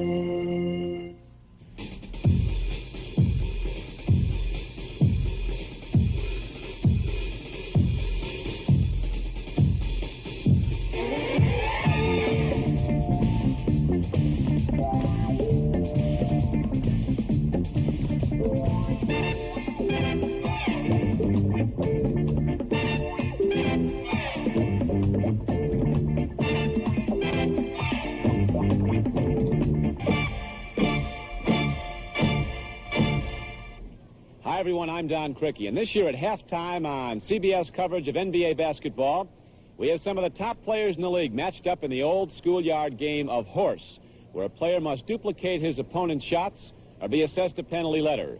5 misses means 5 letters. That spells horse, and he's out. Today, Rudy Tomjanovich goes against Kevin Greavy, and for more on the rules, here's Mendy Rudolph. The basic rules of horse are as follows. The player in control must describe his shot beforehand. Now, 2 consecutive shots from the same area are not allowed unless someone moves at least 5 feet away. There are trick shots allowed. However, the same trick shot cannot be attempted more than once in the contest. The flip of the coin will determine who goes first. Now, there's going to be disputes out there, and if there are, my word will be the final judge. Rudy T has won the toss, and he'll lead away. Rudy T, go. Tip off the board, right-handed. One hand, tip off the board. One hand, tip off the board, right hand. You saw it, Kevin? Left hand. You're left-handed. You do it with the strong side. Whoop. Kevin picks up the H. Hooks. Jumper. Rudy with a 20-foot jumper.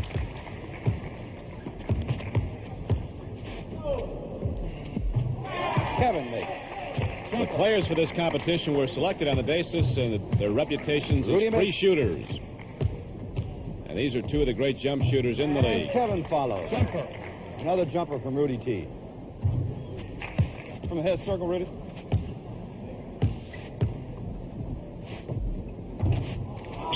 A miss. So 2 letters up on Greavy. Rudy T calls a jumper from the top of the key. This competition at the Omni International Complex in Atlanta. Kevin. Jumper and back. They're filling that basket right up here with the jump shot. About 5 foot in from the corner.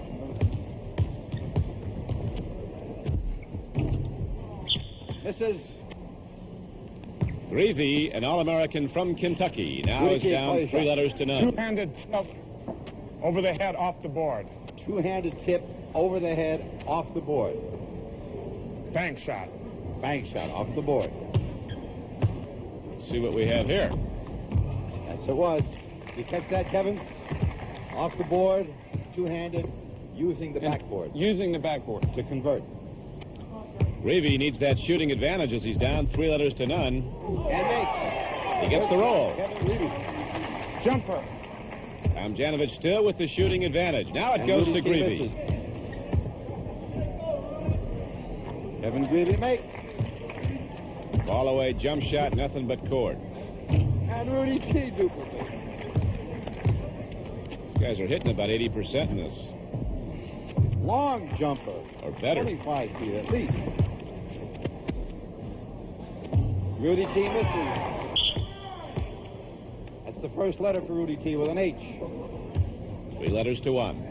The eventual winner of the horse competition will get a prize of $15,000.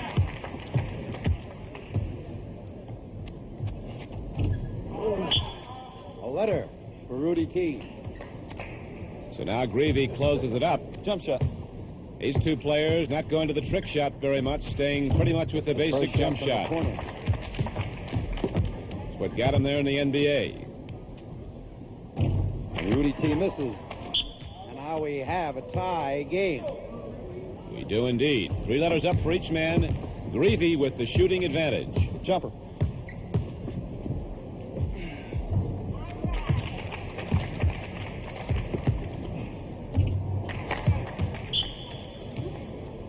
So Greavy's come from 3 letters down to where he leads by 1. That could end it. Oh, no. Rudy got it. But the pressure is still on Tomjanovich.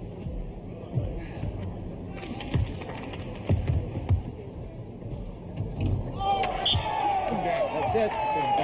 So Kevin Greavy comes from behind and wins, knocking out Rudy Tomjanovich. Now let's meet Kevin Greavy of the Washington Bullets. Kevin, very nicely done. You 2 guys almost wore out a net. Oh, that's right. I'll tell you, Rudy can shoot. He can shoot deep, so I tried to get him on the short bank shots, and, he's more prevalent to take the long jump shot during a game, so I thought maybe I'd get him out of his repertoire. Well, you came back from 3 letters down like an old Kentucky Wildcat. We'll see you in the rounds to come. Well, let's hope so. Thank you. Okay. Kevin Greavy of the Washington Bullets. A loser in the first round receives a check for $500. The winner advances.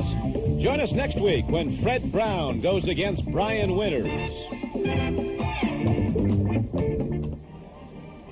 It's been all Portland in the first half. They lead 67-43 over Milwaukee. The NBA on CBS will return after this word from your local station.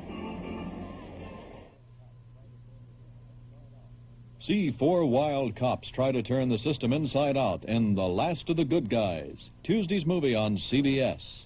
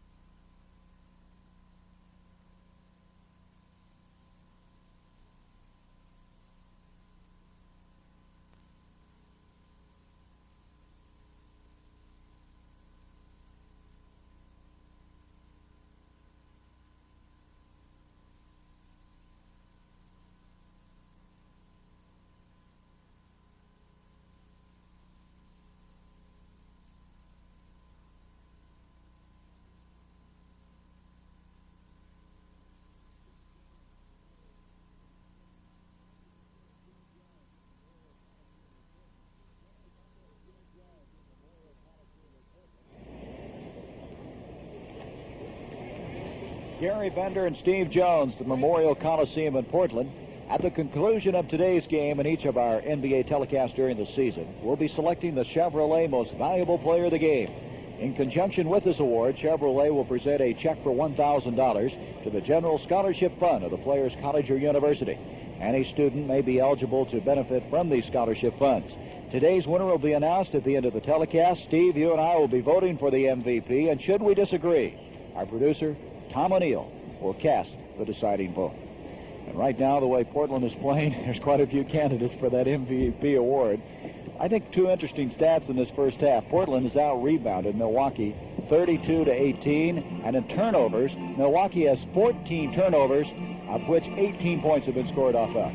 Brent Musburger is standing by now with Jimmy the Greek in Boston, so let's go to them for the Greek's Grapevine.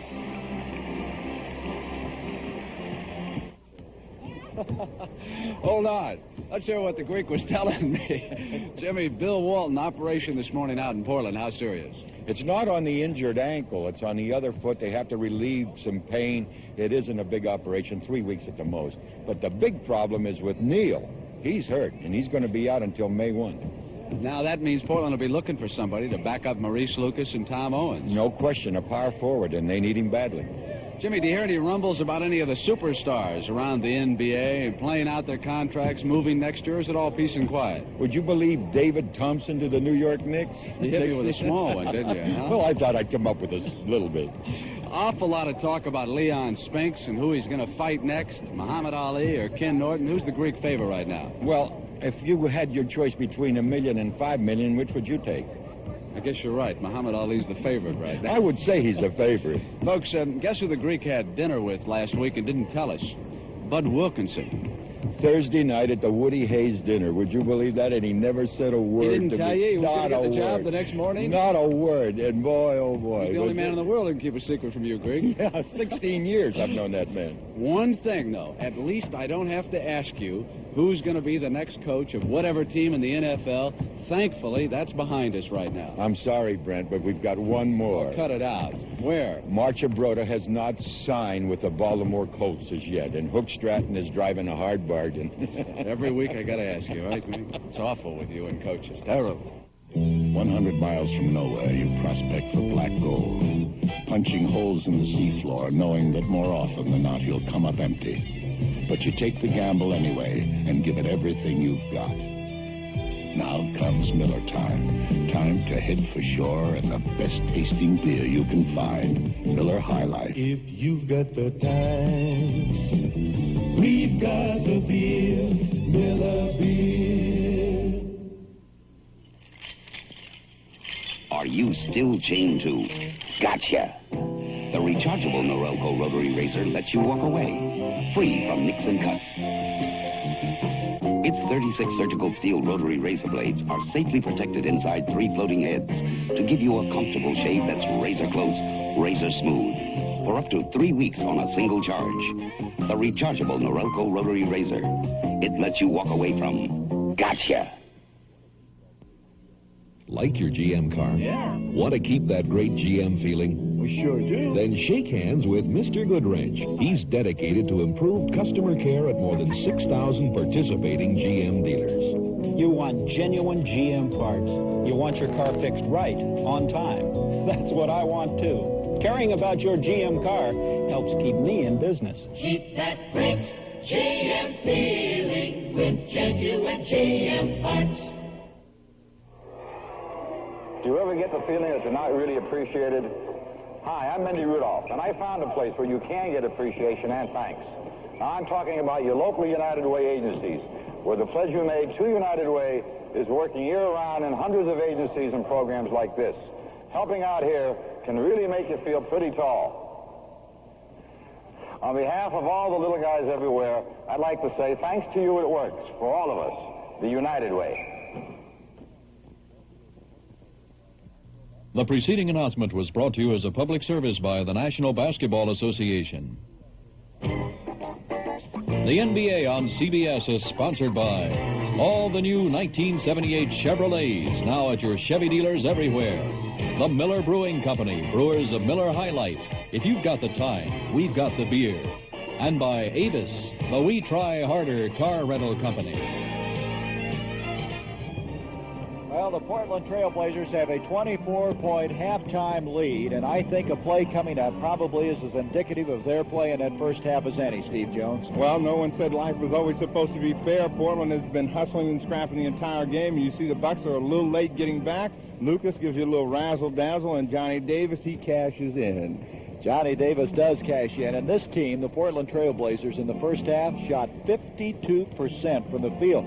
But I think a more interesting statistic is the fact that turnovers, 14 turnovers by Milwaukee, and they've been converted into 18 points in the first half. Well, the turnovers have been caused by Portland's pressure and Milwaukee's fighting the pressure instead of moving the basketball, and it sounds redundant because I've been on it in the entire first half, but they have struggled against the pressure, and the only way you beat pressure is to pass the basketball and to move yourself. Well, there's the shooting statistics, 52 to 42, and look at the rebounds, Steve, 32 to 18. Well, the Milwaukee Bucks just haven't had many balls to rebound. You don't rebound those made shots. So 32 to 18, they out-rebounded them in that second period of play, 2-1. They just absolutely dominated the boards. As far as individual scoring is concerned, individually winners of the 11 points. Well, let's check the Portland Trail Blazers first. Lucas is leading everybody in this ball game. He has a total of 16 points. Lionel Hollins with a total of 13 points. Lucas coming in here, playing with that bad hand, hasn't affected his play at all. Look at Owens filling in for Bill Walton. Not too bad first half, huh? Well, Owens is a garbage man, and we got some other people that are just living the good life and taking some up. Johnny Davis and Bobby Gross both got 8, and Larry Steele came in and got 6, and Corky Calhoun put up a couple of rainbow balls and got 4. On the other hand, it's Winters who had all 11 of his points in the second period. He got 11, and it looked like it was a real hard 11. Dave Myers worked real hard to get 9. Marcus Johnson just didn't get many opportunities and got 7. Gianelli and Bridgman each 4, and Buckner and Grunfeld 3 apiece. Milwaukee has to tighten up on the defense. They're a young team, and they'll scrap, and they don't know when they're beat until that final buzzer blows. All right, the same fives that open the game. Start our third period of play. Davison to Tom Owens, who had those 12 points in the first half and had a bundle of rebounds to go with it. He's looking inside, and that is a Bill Walton special, but Gross can't get it to go down, and here comes Marcus Johnson. Out to Buckner, Gianelli, trying to look inside to Myers, broken up, and it's off of Milwaukee. Dave Myers doesn't agree with that, but it's going to be Portland's basketball. That pass just a moment ago, Owens, is so much what Bill Walton does, isn't it? Looking to the baseline. Well, they get that pass. What they use their centers for is a passer, and what everybody else does is move, and Milwaukee is not applying any pressure on the passer, so they're making it real easy for him to make that pass to the cutter underneath, and Johnny Davis, again, is living a good life. He just comes off a nice, easy pick and buries it from the outside. Johnny Davis makes it a 69-43 game, and foul on Quinn Buckner. Buckner committing his third personal foul. Buck's in a little bit of foul trouble. They have now Buckner with 3, Gianelli with 3, and Akins has 4. Well, the Milwaukee Bucks seem to be the team that is flat. Portland has really had the worst of the scheduling in the last couple of weeks, and once they got started, they have gained the momentum, and again, their mental toughness has shown, and that's made it very difficult for the Milwaukee Bucks, who came in here off of a tough game and seem to have a day's rest, but they have not played well so far today. Davis gets the ball back after having it blocked by Myers. Here comes Quinn Buckner. And then if you get that ball, you better protect it because Portland will reach in there. Here comes Brian Winters. Dave Myers. Myers against Gross. Tough shot, but he got it. Those are tough shots. You know, Dave Myers looks like a guy that's always out of control. He's the only one that knows what he's doing out there. He got that basket, but he started off that way, and all those shots, again, are coming from the outside, and those are the type of shots that will beat you against Portland. He has 11 points thus far. Hollins driving in, and he's been called, I believe, for charging on that play. Lionel Hollins, that's his second personal foul, and now the Bucks will take it out of bounds. I don't think Hollins quite believes what that one was all about. Oh, he's shocked and dismayed. Lee Jones would do that to him, and he comes up with the steal. Boy, that's going to make Don Nelson very unhappy. That's just sloppy basketball. Winters not getting back, and now it's still Portland's ball. Just mentally not alert on that play. Look at Nelson.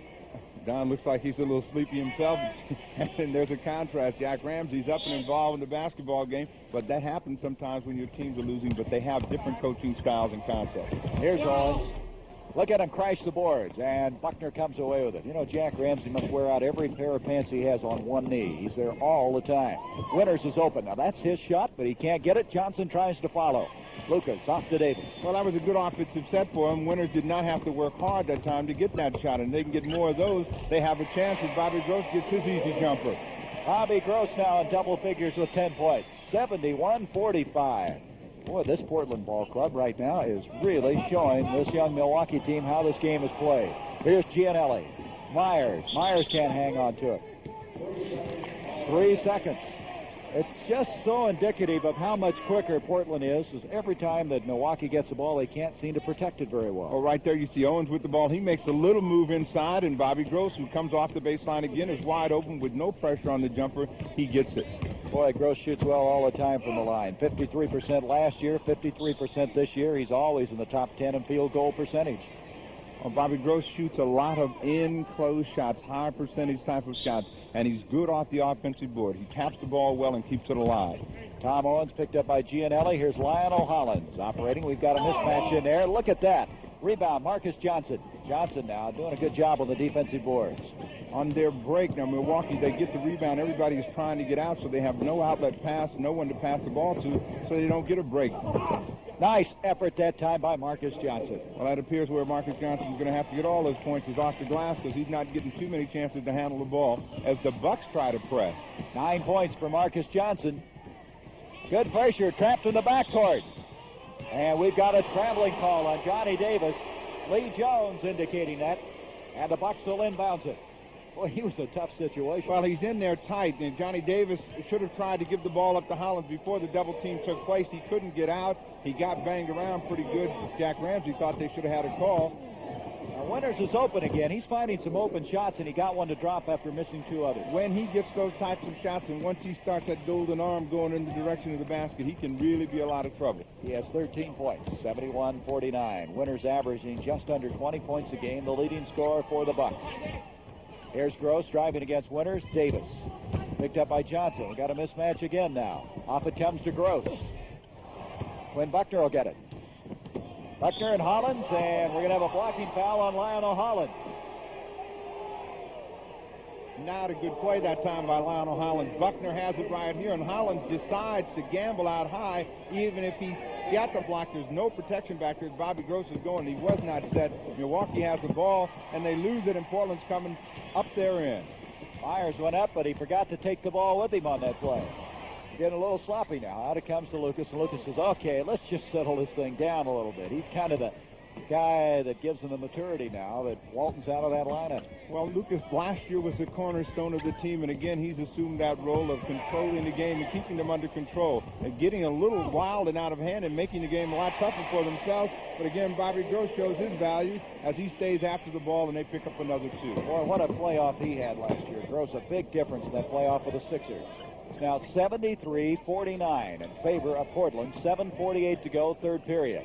Dave Myers looking for Gianelli. And he has, 3 seconds in the lane. When you spend all day in that orange area, the official always has his eye on you. Lee Jones, one of his favorite calls, 3 seconds. Right on top of John Gianelli. That's the second of this period. Ramsey and Jack McKinney up on that play. 73-49. 7.5 minutes to go, third period. Lucas off to Lionel Hollins. Winters tries to reach in, and a foul. A foul will go on Quinn Buckner. There was a case of the quickness once again. And that is the 4th foul on Quinn Buckner. Well, it's a case of El Matador. You'll see Hollins has the ball right here. Now watch Winters. He waves goodbye. He was left in his tracks. Lionel Hollins now, as we come back, hit his first free throw. He's got another coming. And he bounces it in, 75-49. Well, Milwaukee now getting to the point where they're going to have to start chipping away at this. Well, they have to control the tempo of the game. They've gotten hung up in Portland's type of game, which is running and breaking. They like to come down and set patterns. They would like to have more of a controlled break, but they are just not getting that. You see Lucas get out there on Winters and block that? Winters now to Myers. All right, Dave Myers able now to contribute his 12th and 13th points of the afternoon. If we had a statistic on it, it would be very interesting to note how many layups the Milwaukee Bucks have gotten to shoot as opposed to the Trailblazers. Boy, they haven't gotten very many, have they? Here's Johnson. Off to Winters. Gross is back. And Brian Winters just can't get the shot to drop. Tries again. Blocked. Tom Owens has got it. Out to Davis. Boy, they wasted a good opportunity there. Here's Lucas. Well, they're very flat and seem to be going for what they know. Everything is very individual. That time the ball should have gone back and forth between Winters and Johnson. Winters got the ball and decided he should go all the way. Buckner driving in, and he's been fouled. That's Johnny Davis committing the foul, and Portland Trailblazers have called timeout. 6:33 to go, third period. Portland 77, Milwaukee 51. Alcoa can't wait. The lightweight strength of aluminum is making big things happen, like 12-story high spheres that will transport liquefied natural gas from abroad. And this modern jet foil, its all-aluminum hull stands up to stress, even at high ocean speeds. And the reusable space shuttle, with the help of 1 million pounds of aluminum, it will work in space and then return over and over again. We can't wait for tomorrow. Alcoa can't wait. See what's new today. When you're driving down the road and you're moving through a curve and your car's looking good, it's showing lots of Monza by Chevrolet. The new Monza by Chevrolet. For a car so sporty and so well equipped, it's priced surprisingly low.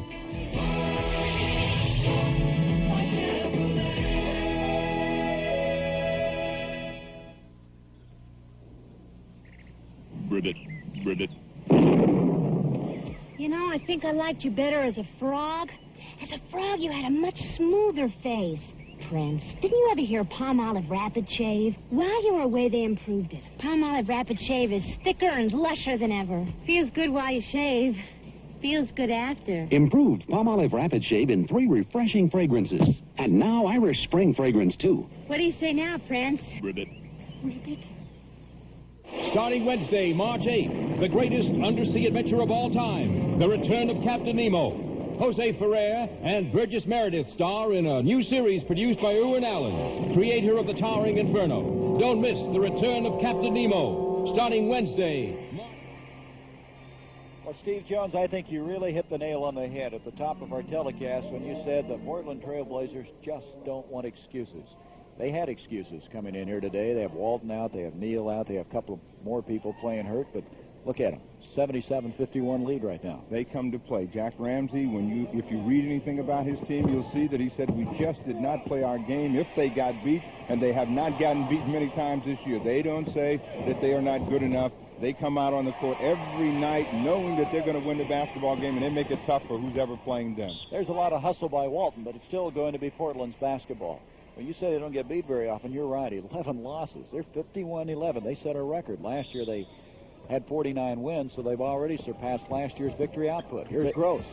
They are challenging the great Philadelphia 66-67 team when they won 68-13 and set the league record, and the Lakers came back with 69-13 and tied it, but I don't think they're gonna get it.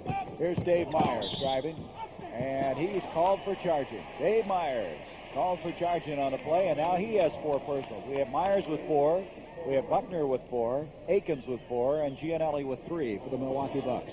Well, the best thing that Don Nelson can do is just keep looking for that combination and keep sending players in until they find that key. Oh, Davis went through them like they weren't even there. And if he's going to find that key, he better turn it pretty soon, because Portland is really coming the other way, and they're getting the best of the offensive end. Easy shots for them. Gross with the foul, reaching out on Marcus Johnson. 12 points a game now for Johnny Davis. Let's see how quickly Davis got in for that last basket. Again, watch. There you see Lloyd Walton caught behind his man. It pops free right there. He just takes it up. It's a wide open lane. It bounces around, does a little tease, and comes out the bottom. And Marcus Johnson gets his first try. Marcus Johnson hits the first free throw. He has 10 points. Dave Twardzik now checking into the lineup, replacing Johnny Davis. Well, Marcus Johnson, I've seen him play before, and he is so tough inside, but he hasn't been able to get inside against this Portland team. Well, he hasn't been able to get the ball inside because he is not, again, it comes from movement of the ball, running the plays that really get you the types of shots that you are best at, and this team has not exploited Marcus Johnson's talent at all today. Gross loses it out of bounds. It'll be Milwaukee's ball. 81-53. Now Alex English is going to check into the Milwaukee lineup, and coming out will be Marcus Johnson. English, second-year man. Out of South Carolina, 6'7". Walton picked up by Twardzik. Twardzik with a tough chore, staying with that little guy. Here's English. English just not shooting the ball right now. Here's Gianelli, and he's been fouled. Gianelli hammered pretty good. Looks like Tom Owens is shaken up. He sits down. He may have caught something in the face. Ron Culp, the trainer, is over there. It may have been an elbow that caught him, and I'll tell you, they lose Owens now. They are going to be out of centers. Let's see now, Steve, we can pick up what happened on the play. Right here, English goes up with the shot from the outside. A tough thing for a guy that just comes off the bench. Gianelli will get the rebound, and he's a guy that can't jump too well either, so he's got a little bump. Now watch, he gives him a little shoulder right there, and he catches him right at the top. Tommy Owens is up on his feet, and Portland is really up in this game.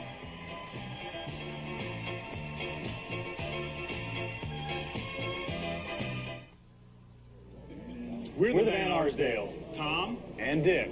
We're identical twins, and we drink identical beers. Light beer from Miller. We love it. The best thing about light beer is it's less filling. Great taste. Less filling. It's got a third less calories than the regular beer. Great taste, Tom. Less filling. And I'm not Tom. You are. I'm Dick. You think you are, but you never were. Light beer from Miller. Everything you always wanted in a beer, and less.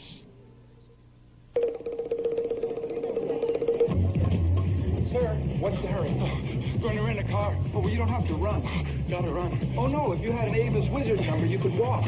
Walk.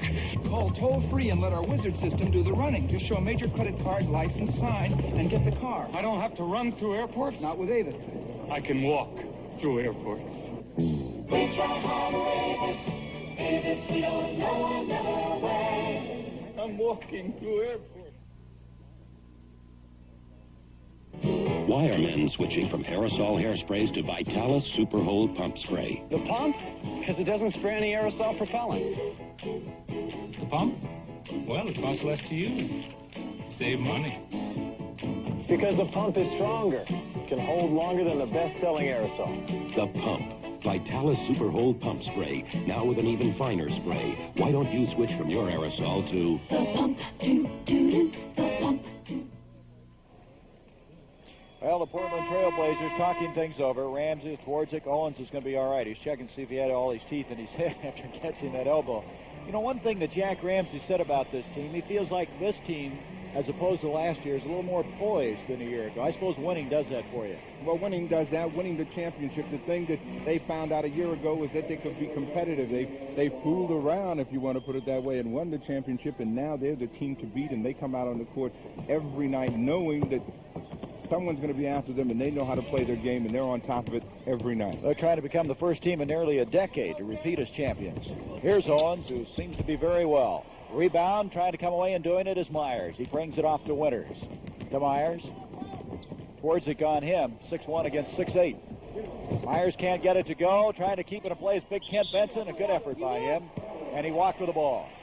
Good effort by Kent, but he just couldn't get the ball. Well, he and Alex English were both going after the basketball, and neither one had control, and by the time Benson got it, it was too little, too late. And now the Bucks putting a little pressure on the backcourt, but Hollins wastes no time getting it up the floor. 81-53 our score, 4:44 to go, third period. Into Lucas, and Lucas walked with the ball. I tell you, Lucas took Winters inside on that play. I don't think Winters knew what hit him. Brian got caught on a switch. He did the best thing he could by trying to stay in between, and Lucas, a little anxious, took a little hippity hop. There's Walton Twardzik. That's quite a matchup outside. Two very quick people.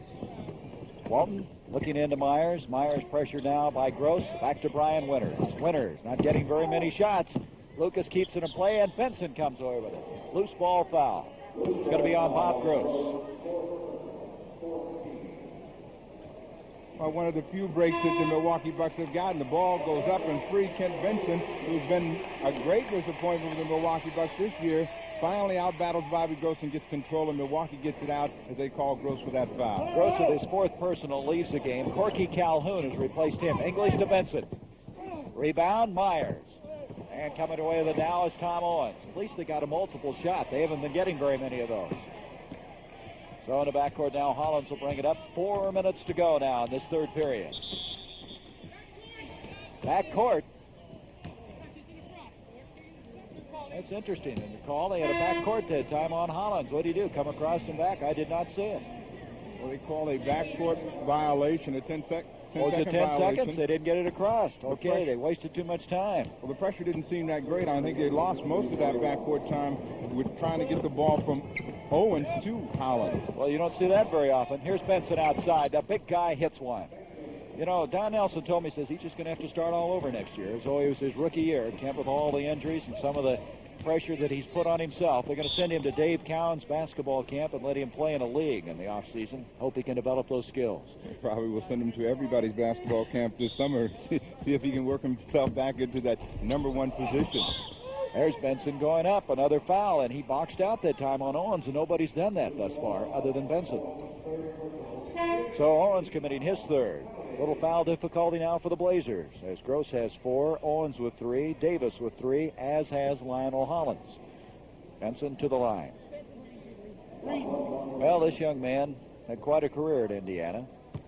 He came into the league, had that altercation with Kareem Abdul-Jabbar. He's had groin injury problems. He's had knee injury problems. He's lost his starting role. He hasn't played an awful lot. He's getting maybe 10, 11 minutes playing time a game. Well, he's found out that nothing is easy in the NBA, and being highly touted makes it even more difficult. He's had a lot of pressure, and he has not responded well.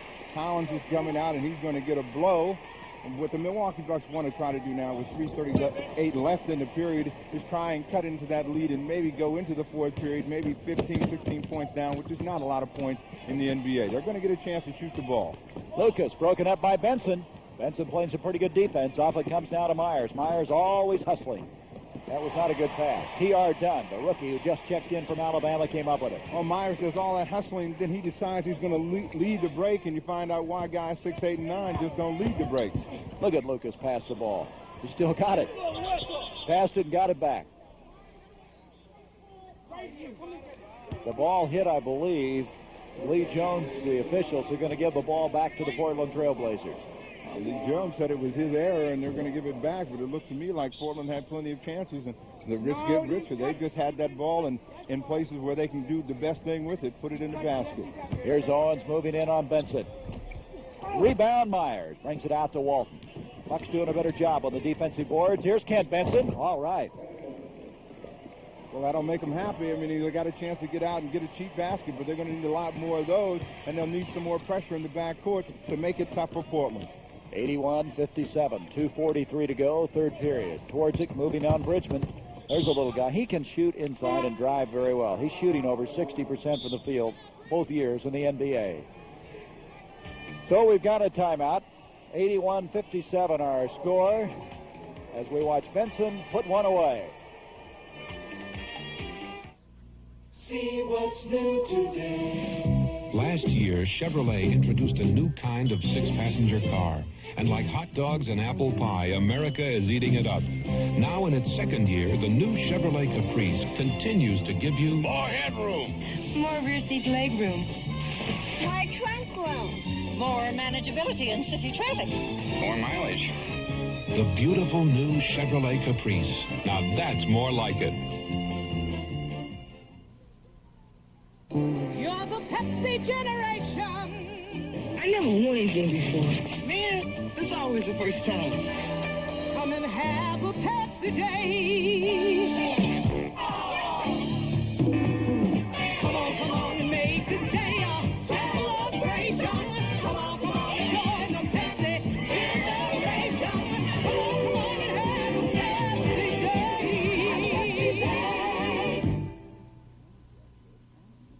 JCPenney dress shirts aren't much different from any $20 dress shirts.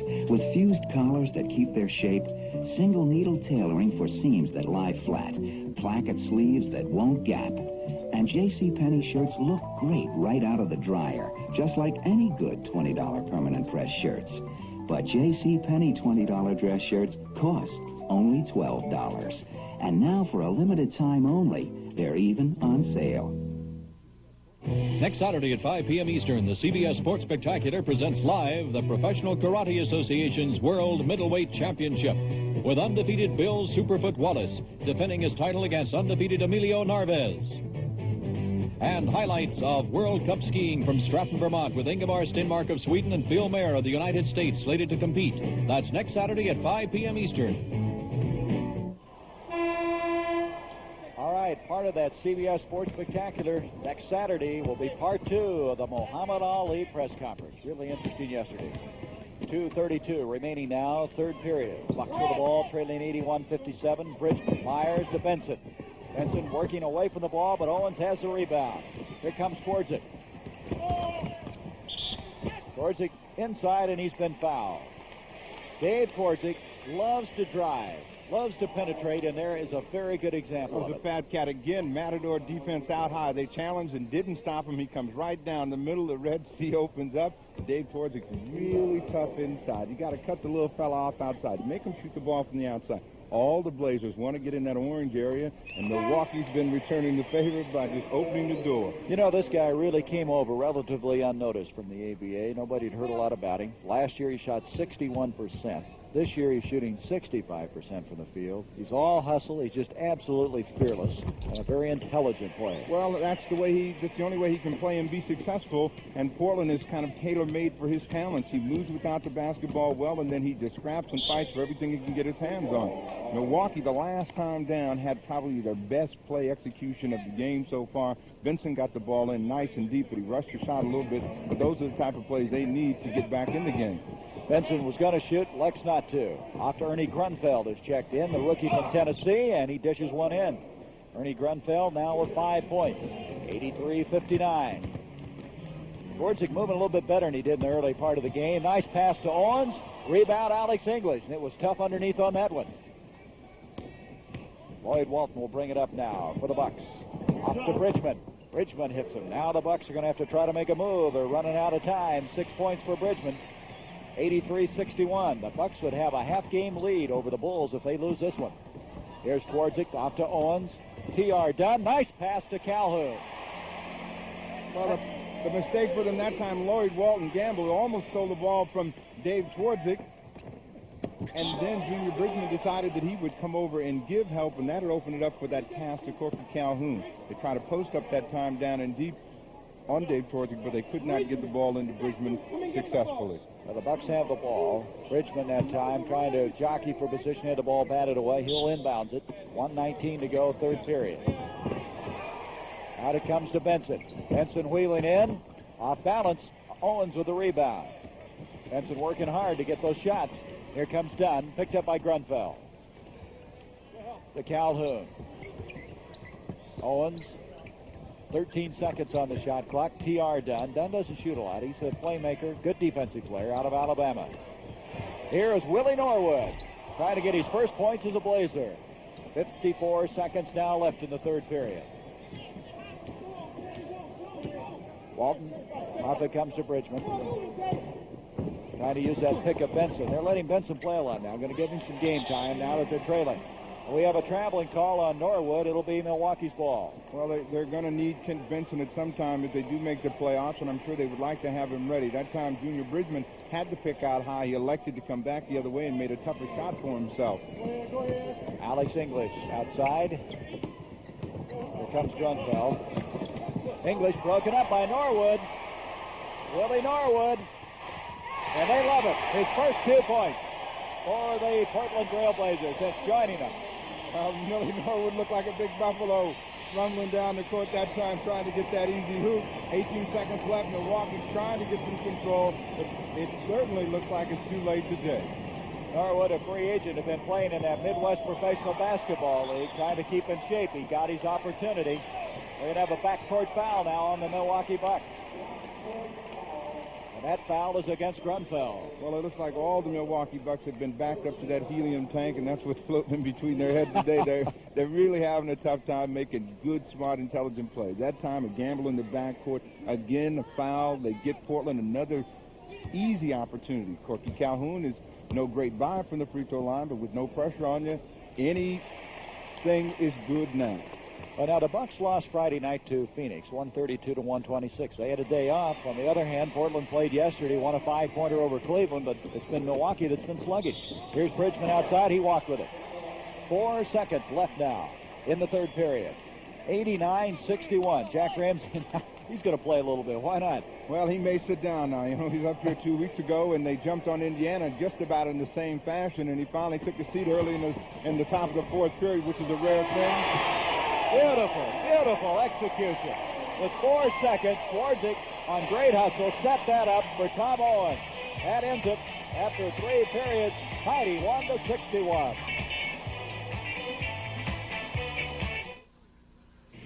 Listen up, team. It's a long ride to Hog Flats. Yeah, all day long. So Starch is going to pass out the Rat Guard deodorant. We got stick or spray. With Rat Guard deodorant, stick or spray protects all day. They don't just cover up odor, they help stop odor before it starts. All day long. And it's going to be a long day. Right Guard deodorant. Don't get dressed without it. The NBA on CBS will continue after this word from your local station. She's the woman every woman wants to be and every man wants to have. See Diana Ross in Mahogany, the Wednesday night movie on CBS.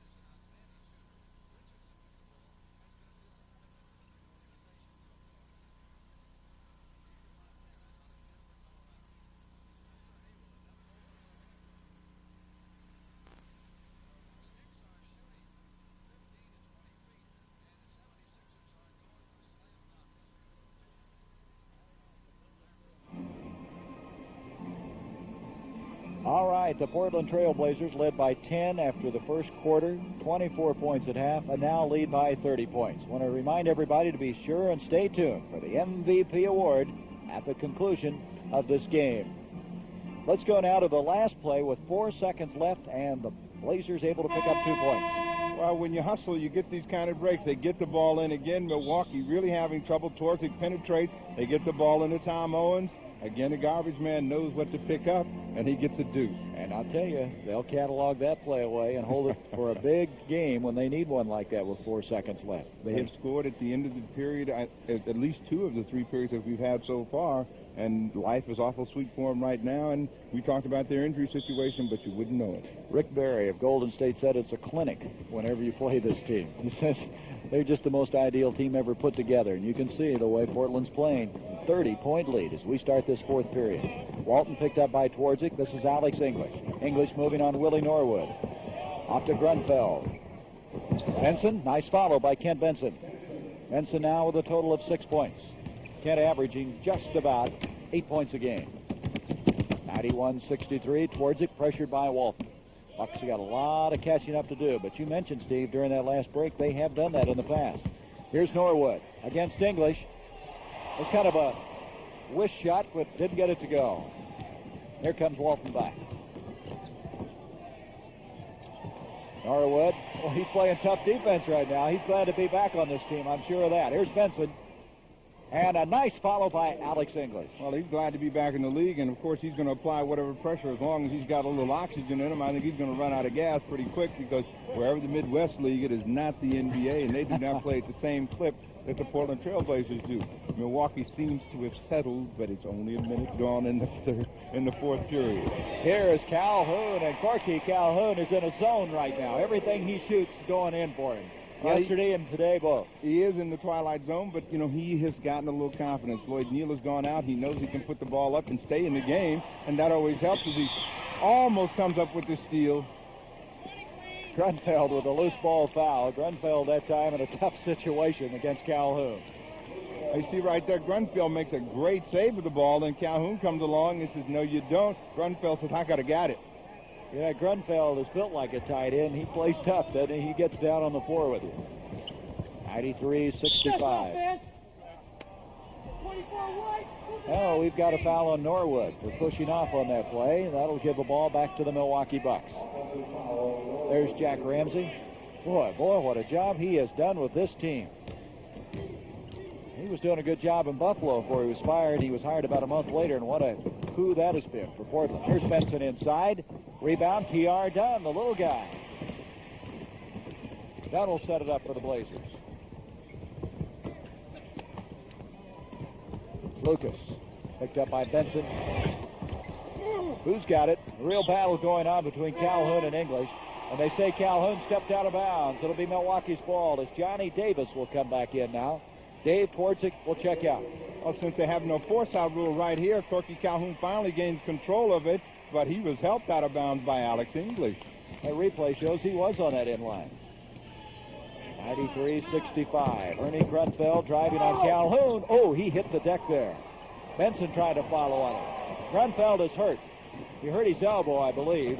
He's coming back up the floor, but he's hurting. Norwood scores. They want a 20-second injury timeout or a timeout. Grunfeld really shaken. He hit the deck awfully hard. There he is. He went crashing in there and couldn't protect his body when he hammered down on the floor. Well, he got the worst of that right there. You'll see him come in around the corner. He makes a good move to get by. He goes in real strong, and bang.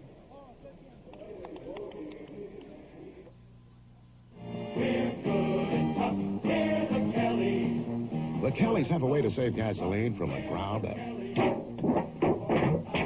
A steel-belted radio called the Kelly Gas Pincher. When we tested a set of gas pinchers against our non-radios, the gas pincher pinched from 14.5 up to 31.7 more miles out of a tank of gas. That's hundreds of more miles a year with the gas pinchers.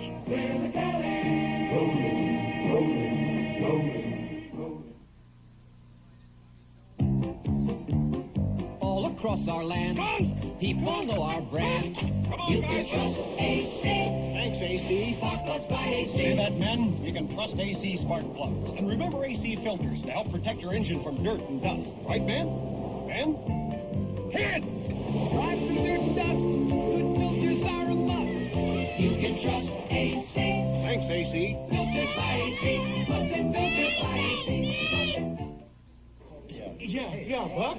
I just went to another bar and asked for light beer from Miller. Yeah? They said, sorry, Buck, we don't have it. They didn't have it? No. I don't want some beer that's going to fill me up. No. I want light. Tastes great. Right. Has a third less calories than a regular beer. Yeah. And, man, it's less filling. You think I'm going to the other bar again? No way. From now on, the Buck stops here. Light beer from Miller. Everything you always wanted in a beer and less. Tomorrow night on CBS, you'll journey to the very core of your life. Be here for a fantastic trip through the Body Human and the incredible Red River. That's tomorrow night starting at 8, 7 Central and Mountain, right here on CBS. Well, let's look ahead a little bit, Mr. Jones. You know, Milwaukee's in a little bit of trouble. They may have a half-game lead over Chicago before this day is all over, if it continues like it is here. Portland, really, without Walton and Neal, they can coast a little bit, can't they? Oh, Portland has no problems right now. Again, their big concern is just maintaining the best record so they can have the advantage, home court advantage in all series that they play in the playoffs. Milwaukee, on the other hand, has to win as many games as they can because they're in a very dangerous situation of not even making the playoffs, and if they do, they want to have a home court advantage in a 2 out of 3 series. Now, Milwaukee, as you look at, they have one road trip remaining where they have to go to Buffalo, Indiana, and then I think they wind up against the Washington Bullets. Portland, as you said, they'll just try to keep it all together. They won't have to play in a mini-series, and they'll have the big guy back by then. They're in an enviable situation. There's T.R. Dunn hitting his first 2 points. What they are trying to do now is rest the injured, the tired and weary to make sure that everybody's healthy and ready to go into playoffs, but it doesn't look like it's going to make too much difference if they continue to play like this. They can take dead folks and put them out there and win today. That's what I was thinking. I wonder if I could play. 97-67. 8:50 to go on this one. Portland coming in here just beaten up and battered, and you wouldn't believe it if you looked at the scoreboard right now. Willie Norwood picked up by English. Here's Lucas. Off to Larry Steele, and he's blocked. The ball is blocked. It goes off of Lucas. It's Milwaukee's ball. You know, Lucas looks like an offensive lineman. He's got a pad on his left hand. Even though he's right-handed, that's got to affect his shooting, I think, a little bit. Well, that's that beat-off hand. He smacks people around like offensive linemen with that one. He may as well keep that guard on the rest of the season. I tell you, he could play football. Here's Grunfeld. I've never known a guy like Lucas. He gets himself so ready for a game. You see him psyching himself up. Here's Davis. Johnny Davis, the quickness of Davis. Johnny Davis with 14 points, 99-69. Bridgman picked up by Dunn. Tom Owens getting ready to come back into the Portland lineup. Lloyd Walton Here's Bridgman. Rebound done. Off it comes to Davis. You know, the previous two meetings, these two teams, Norwood trying to force one. Milwaukee played him tough. But here today, it's been all Portland. Here's Grunfeld. He kind of hit that one off the glass at a peculiar angle. That's a tough shot he just made. I think he was shooting straight in, and he got a bank off the edge of the basket. Milwaukee, in garbage time, has gotten the better of it here in the fourth period, but they got a lot to pick up. Yes, they do. Here's Lucas. Nice pass that time to Dunn. Hey, this guy's not bad. T.R. Dunn with a couple of baskets. Yeah, Dunn he's got a great-looking body. He doesn't put the ball up much, but that time right there, he made a good athletic move, spun right around in Ernie Grunfeld's face. Here's a team that doesn't have anybody in the top 20 scoring-wise, but they have 6 guys in double figures, and Dunn would fit in with a team where he's a good, unselfish player. That's what you got to do, play with this team. Well, Portland epitomizes team play. They have a lot of people individually that aren't that tough, but as a team, collectively, they're an outstanding group of players because they don't expose their weaknesses. Their weakness now is shooting from the outside, and you don't see them really taking a lot of perimeter shots. Benson going inside and getting 2, and he is fouled. Lucas now with 20 points, and Lucas committed a foul, his second. Well, Lloyd Walton works his way inside, penetrates, he sees Ken Benson right there, and Benson has been hustling, scrapping, trying to get to the right spot all afternoon. He gets it there. Lucas takes a break. Benson's going to try for 3. Jack Ramsey bending over Norwood, got him out of there. Well, I imagine Norwood's puffing and puffing a little bit. He hasn't played in the NBA for a while. Davis giving off to Larry Steele. 6:43 to go in this final period. Tom Owens back in, picked up by Kent Benson. Off to Davis. Everybody moving away from the ball. Look at that Benson hustle, would you? Out of bounds, it'll be Milwaukee's ball. Benson is hustling. He's gotten banged around pretty good in there, but when you're down by this many, you just don't get too many whistles, and he hadn't seen many calls that time. He got knocked around pretty good. Well, they think Benson could help him down the stretch if he can pick up his game. And it goes. Bridgman, Junior Bridgman, with that fine, soft touch. He now has 10 points. 103 to 78. Dunn seeing a lot of playing time. Number 2 draft pick. The number 1 draft pick, Rich Laurel, didn't stick. He ended up with Atlanta and Milwaukee for a short length of time. There's Larry Steele. Benson with a rebound. Benson has a bundle. Off it comes now to Walton, to Grunfeld. Another rookie getting a lot of playing time. English comes away with it. Partially blocked that time by Owens. And we've got another loose ball foul coming up. It's going to go on Alex English. Alex English is shooting like a guy that's in a shooting slump. He had a shot in the corner. He elected not to take it. Then he put it up very tentatively, came off short, and Ernie Grunfeld tried to get the rebound over the top. Tom Owens driving inside.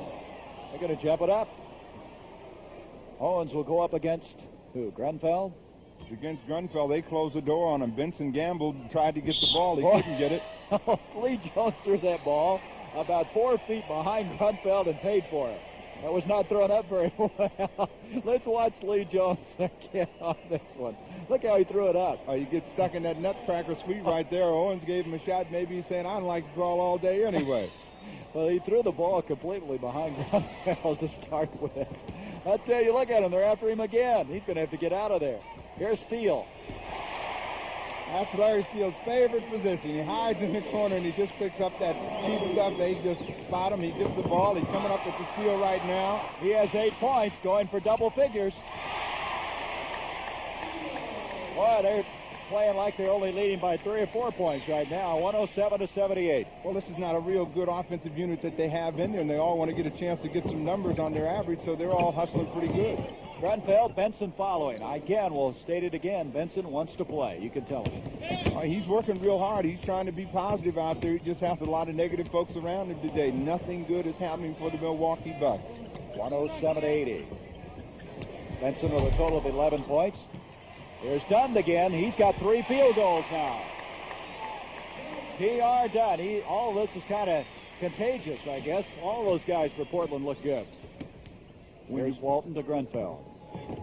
When you play the way the Milwaukee Bucks have played, you make it very easy for the opposition to look very good. And Milwaukee has fallen into their hands by shooting shots like those, allowing them to run on the break, move themselves at the offensive end, and get high percentage shots. Johnny Davis out to Dunn.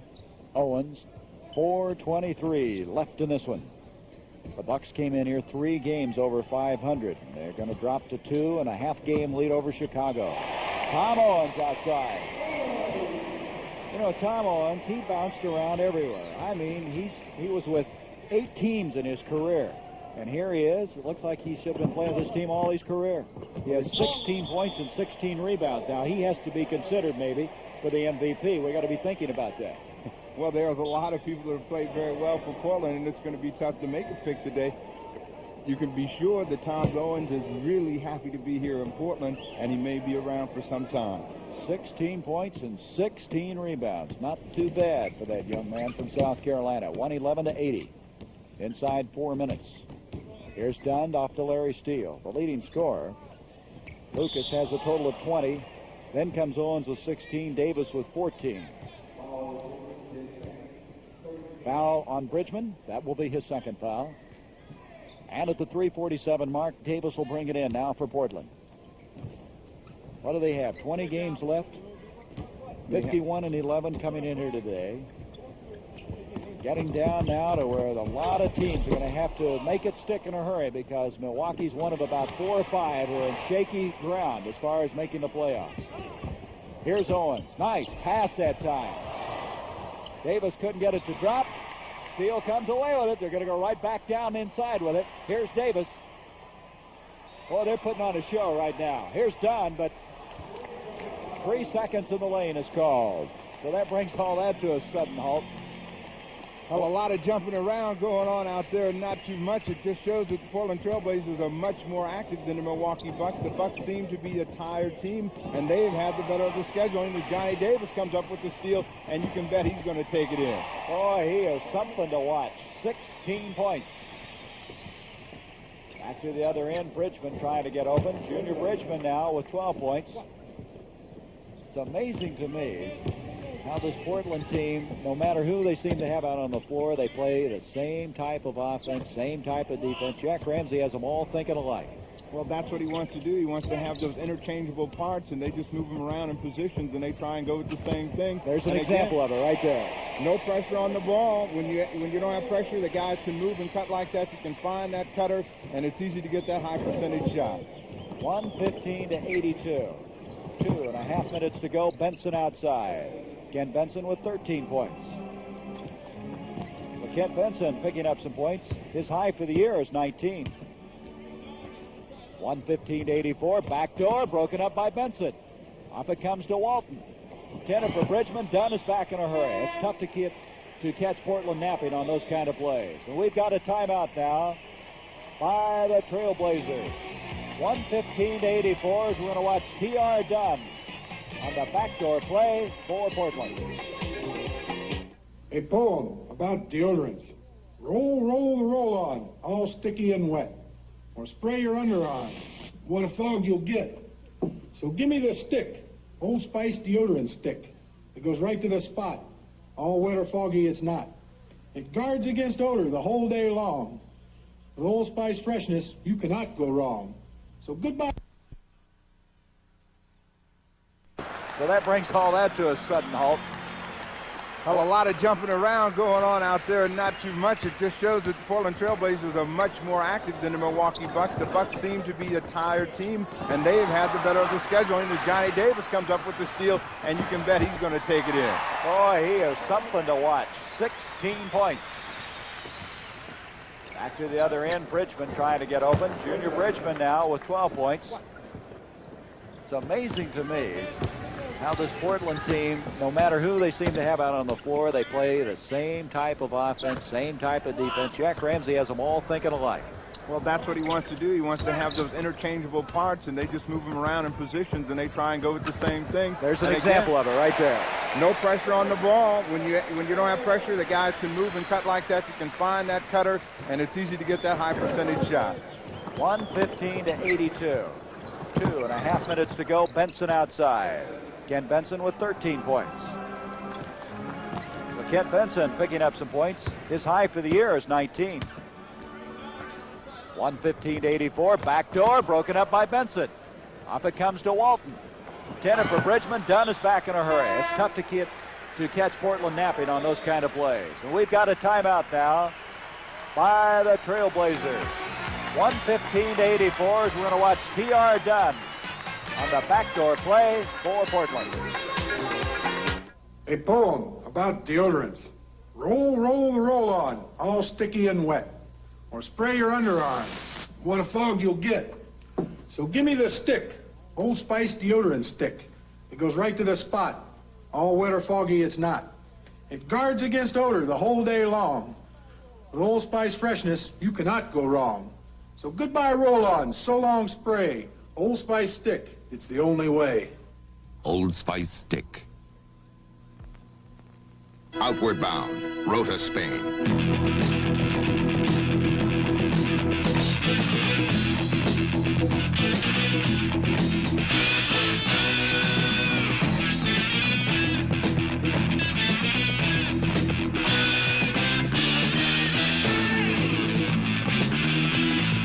The Navy. See your local recruiter or call toll-free. It's not just a job, it's an adventure. See what's new today. Introducing the third generation Monte Carlo. The third generation of a highly successful personal luxury car. Its highly original styling opens new dimensions in affordable luxury and in... So that brings all that to a sudden halt. Well, a lot of jumping around going on out there, not too much. It just shows that the Portland Trailblazers are much more active than the Milwaukee Bucks. The Bucks seem to be a tired team, and they've had the better of the scheduling as Johnny Davis comes up with the steal, and you can bet he's going to take it in. Boy, he is something to watch. 16 points. Back to the other end, Bridgman trying to get open. Junior Bridgman now with 12 points. It's amazing to me how this Portland team, no matter who they seem to have out on the floor, they play the same type of offense, same type of defense. Jack Ramsey has them all thinking alike. Well, that's what he wants to do. He wants to have those interchangeable parts, and they just move them around in positions, and they try and go with the same thing. There's an example of it right there. No pressure on the ball. When you don't have pressure, the guys can move and cut like that. You can find that cutter, and it's easy to get that high percentage shot. 115-82. 2.5 minutes to go. Benson outside. Ken Benson with 13 points. Well, Ken Benson picking up some points. His high for the year is 19. 115-84. Backdoor broken up by Benson. Off it comes to Walton. Intended for Bridgman. Dunn is back in a hurry. It's tough to catch Portland napping on those kind of plays. And we've got a timeout now by the Trailblazers. 115-84 as we're going to watch T.R. Dunn on the backdoor play for Portland. A poem about deodorants. Roll, roll the roll-on, all sticky and wet. Or spray your underarm. What a fog you'll get. So give me the stick, Old Spice deodorant stick. It goes right to the spot. All wet or foggy it's not. It guards against odor the whole day long. With Old Spice freshness, you cannot go wrong. So goodbye roll-on, so long spray. Old Spice stick, it's the only way. Old Spice stick. Outward bound, Rota, Spain.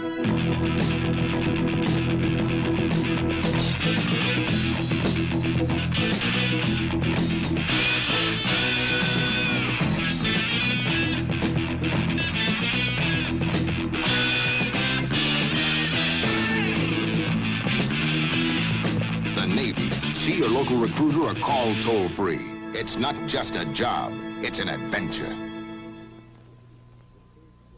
See what's new today. Introducing the third generation Monte Carlo. The third generation of a highly successful personal luxury car. Its highly original styling opens new dimensions in affordable luxury and in comfort. With more rear seat headroom, legroom, and hip room than last year's Monte Carlo. The third generation Monte Carlo. Drive it and put a little distance between yourself and the crowd.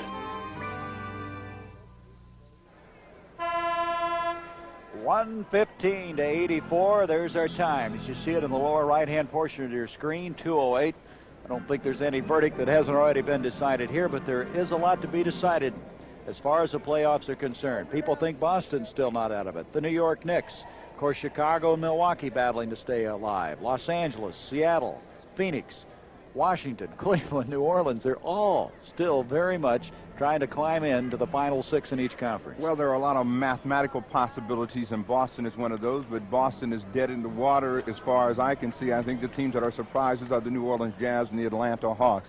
Over in the Western Conference, again, you have a very tight race and nothing is settled there. Detroit won again this afternoon, and they're making a little run at it. So you've got a lot of teams that are involved. The Milwaukee Bucks certainly needed a win today, and they have put themselves in jeopardy.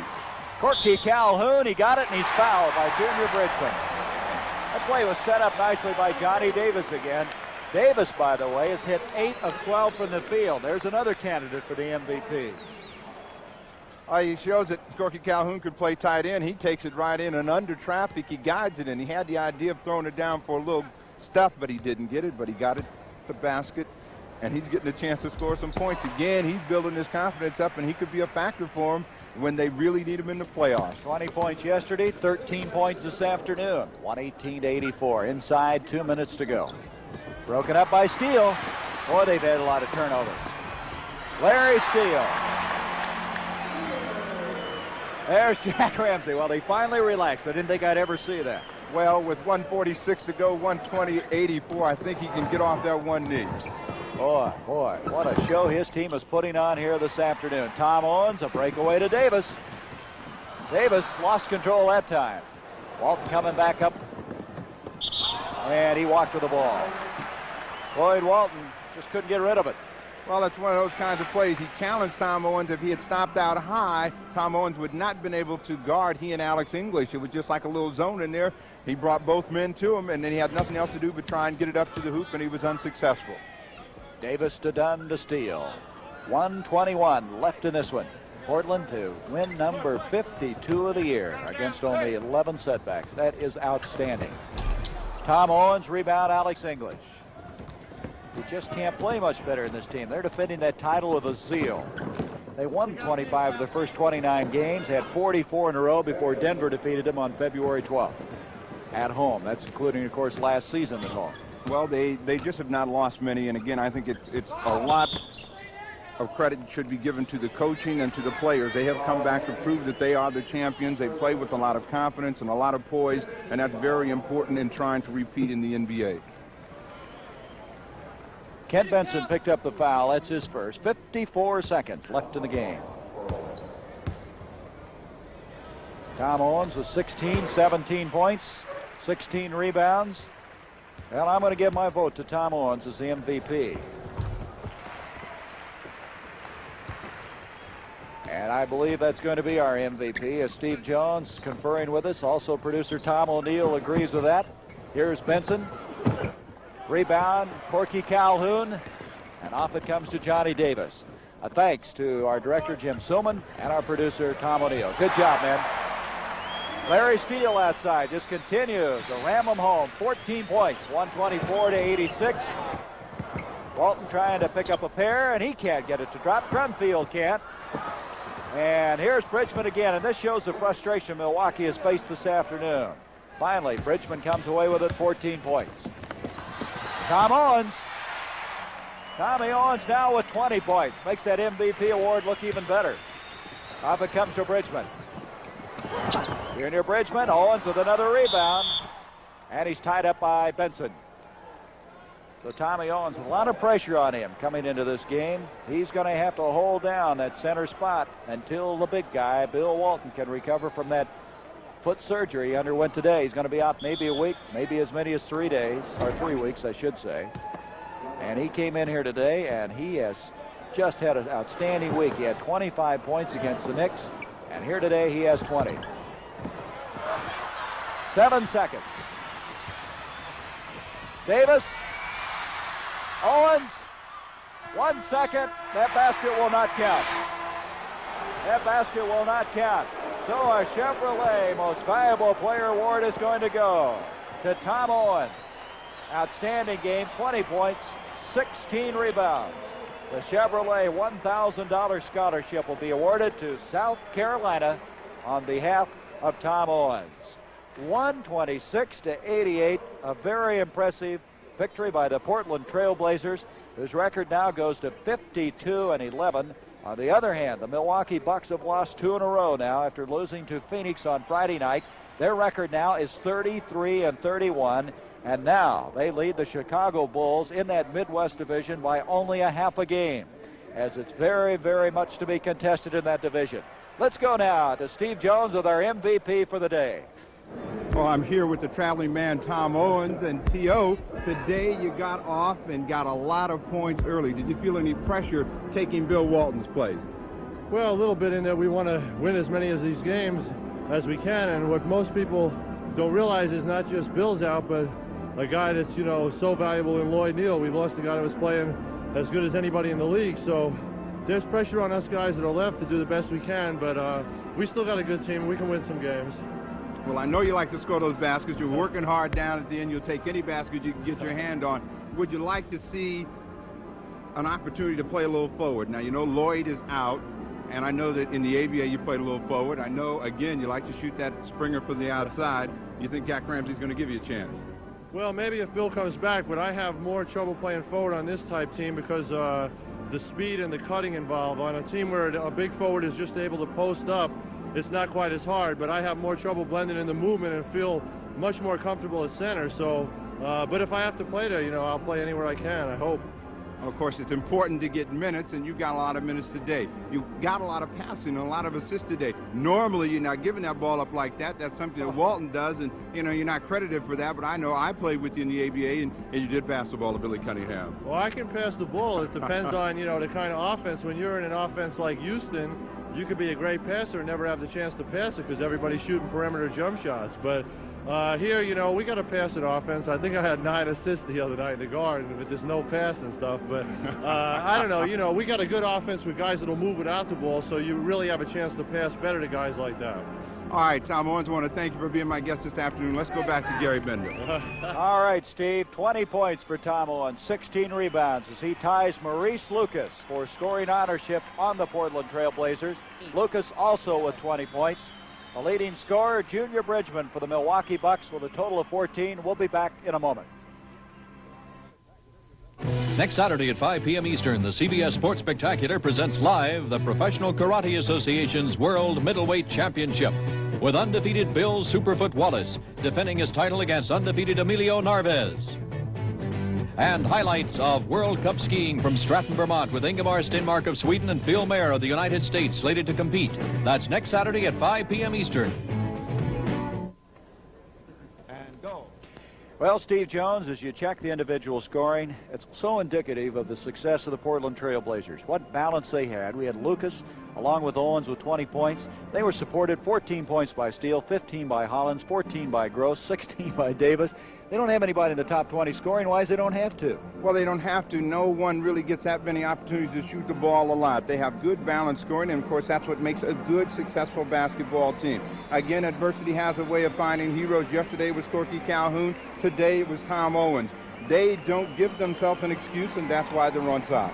Now, you look at Milwaukee. Today was not a good game for them, but they're such a young team. I guess you suspect that's going to happen to them once in a while. Well, the big problem for them, and you could see it in their youth, was that they had no control of the game at all. They started off early, and they started off trying to run and force the offense. David Myers took 3 tough shots early, got 2 of them down, and that sort of set the trend for them, and they had problems all day. When you are young, what the coach wants you to really learn is control and tempo of the game, how to get your shots, and what will make you look like a strong basketball team. Today they exposed themselves with a lot of outside shooting. Brian Winters is a great outside shooter, and he made a lot of tough baskets in getting the points that he got today. Well, he had 13 points. Now, that isn't even close to what he's done in the past, but they took that phase of the game away. They just wouldn't let him get open out there. Well, normally he gets a lot of those shots coming off picks and in that type of situation where they're running their set offense. Today, he won a lot of one-on-one. He does not have the type of quickness to really beat a Lionel Hollins out high. When he's working, he has to work real hard to get the shot off, and when you have to work that hard, it's a lot of pressure, and you're going to tire early, and he tired. All right, big guy, I'm going to ask you a tough question. Is this Portland team better than last year's?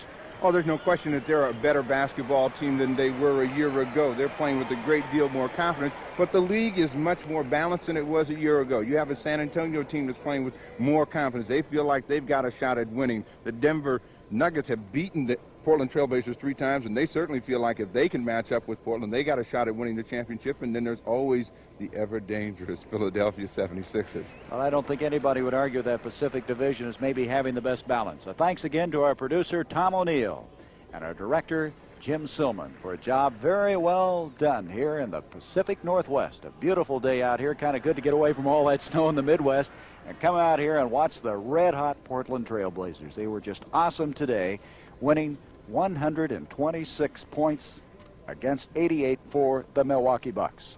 This is Gary Bender for Steve Jones saying goodbye from the Memorial Coliseum in Portland, Oregon. Next week on the CBS Sports Spectacular, it's a PKA World Middleweight Karate Championship. Bill Superfoot Wallace puts his title on the line against 19-year-old Emilio Narvaez. Then it's World Cup skiing from Stratton, Vermont. The United States is led by Phil Mayer of White Pass, Washington. That's next Saturday on the CBS Sports Spectacular. The final once again, 126-88. The Portland Trailblazers with their 52nd win. The NBA on CBS is a presentation of CBS Sports.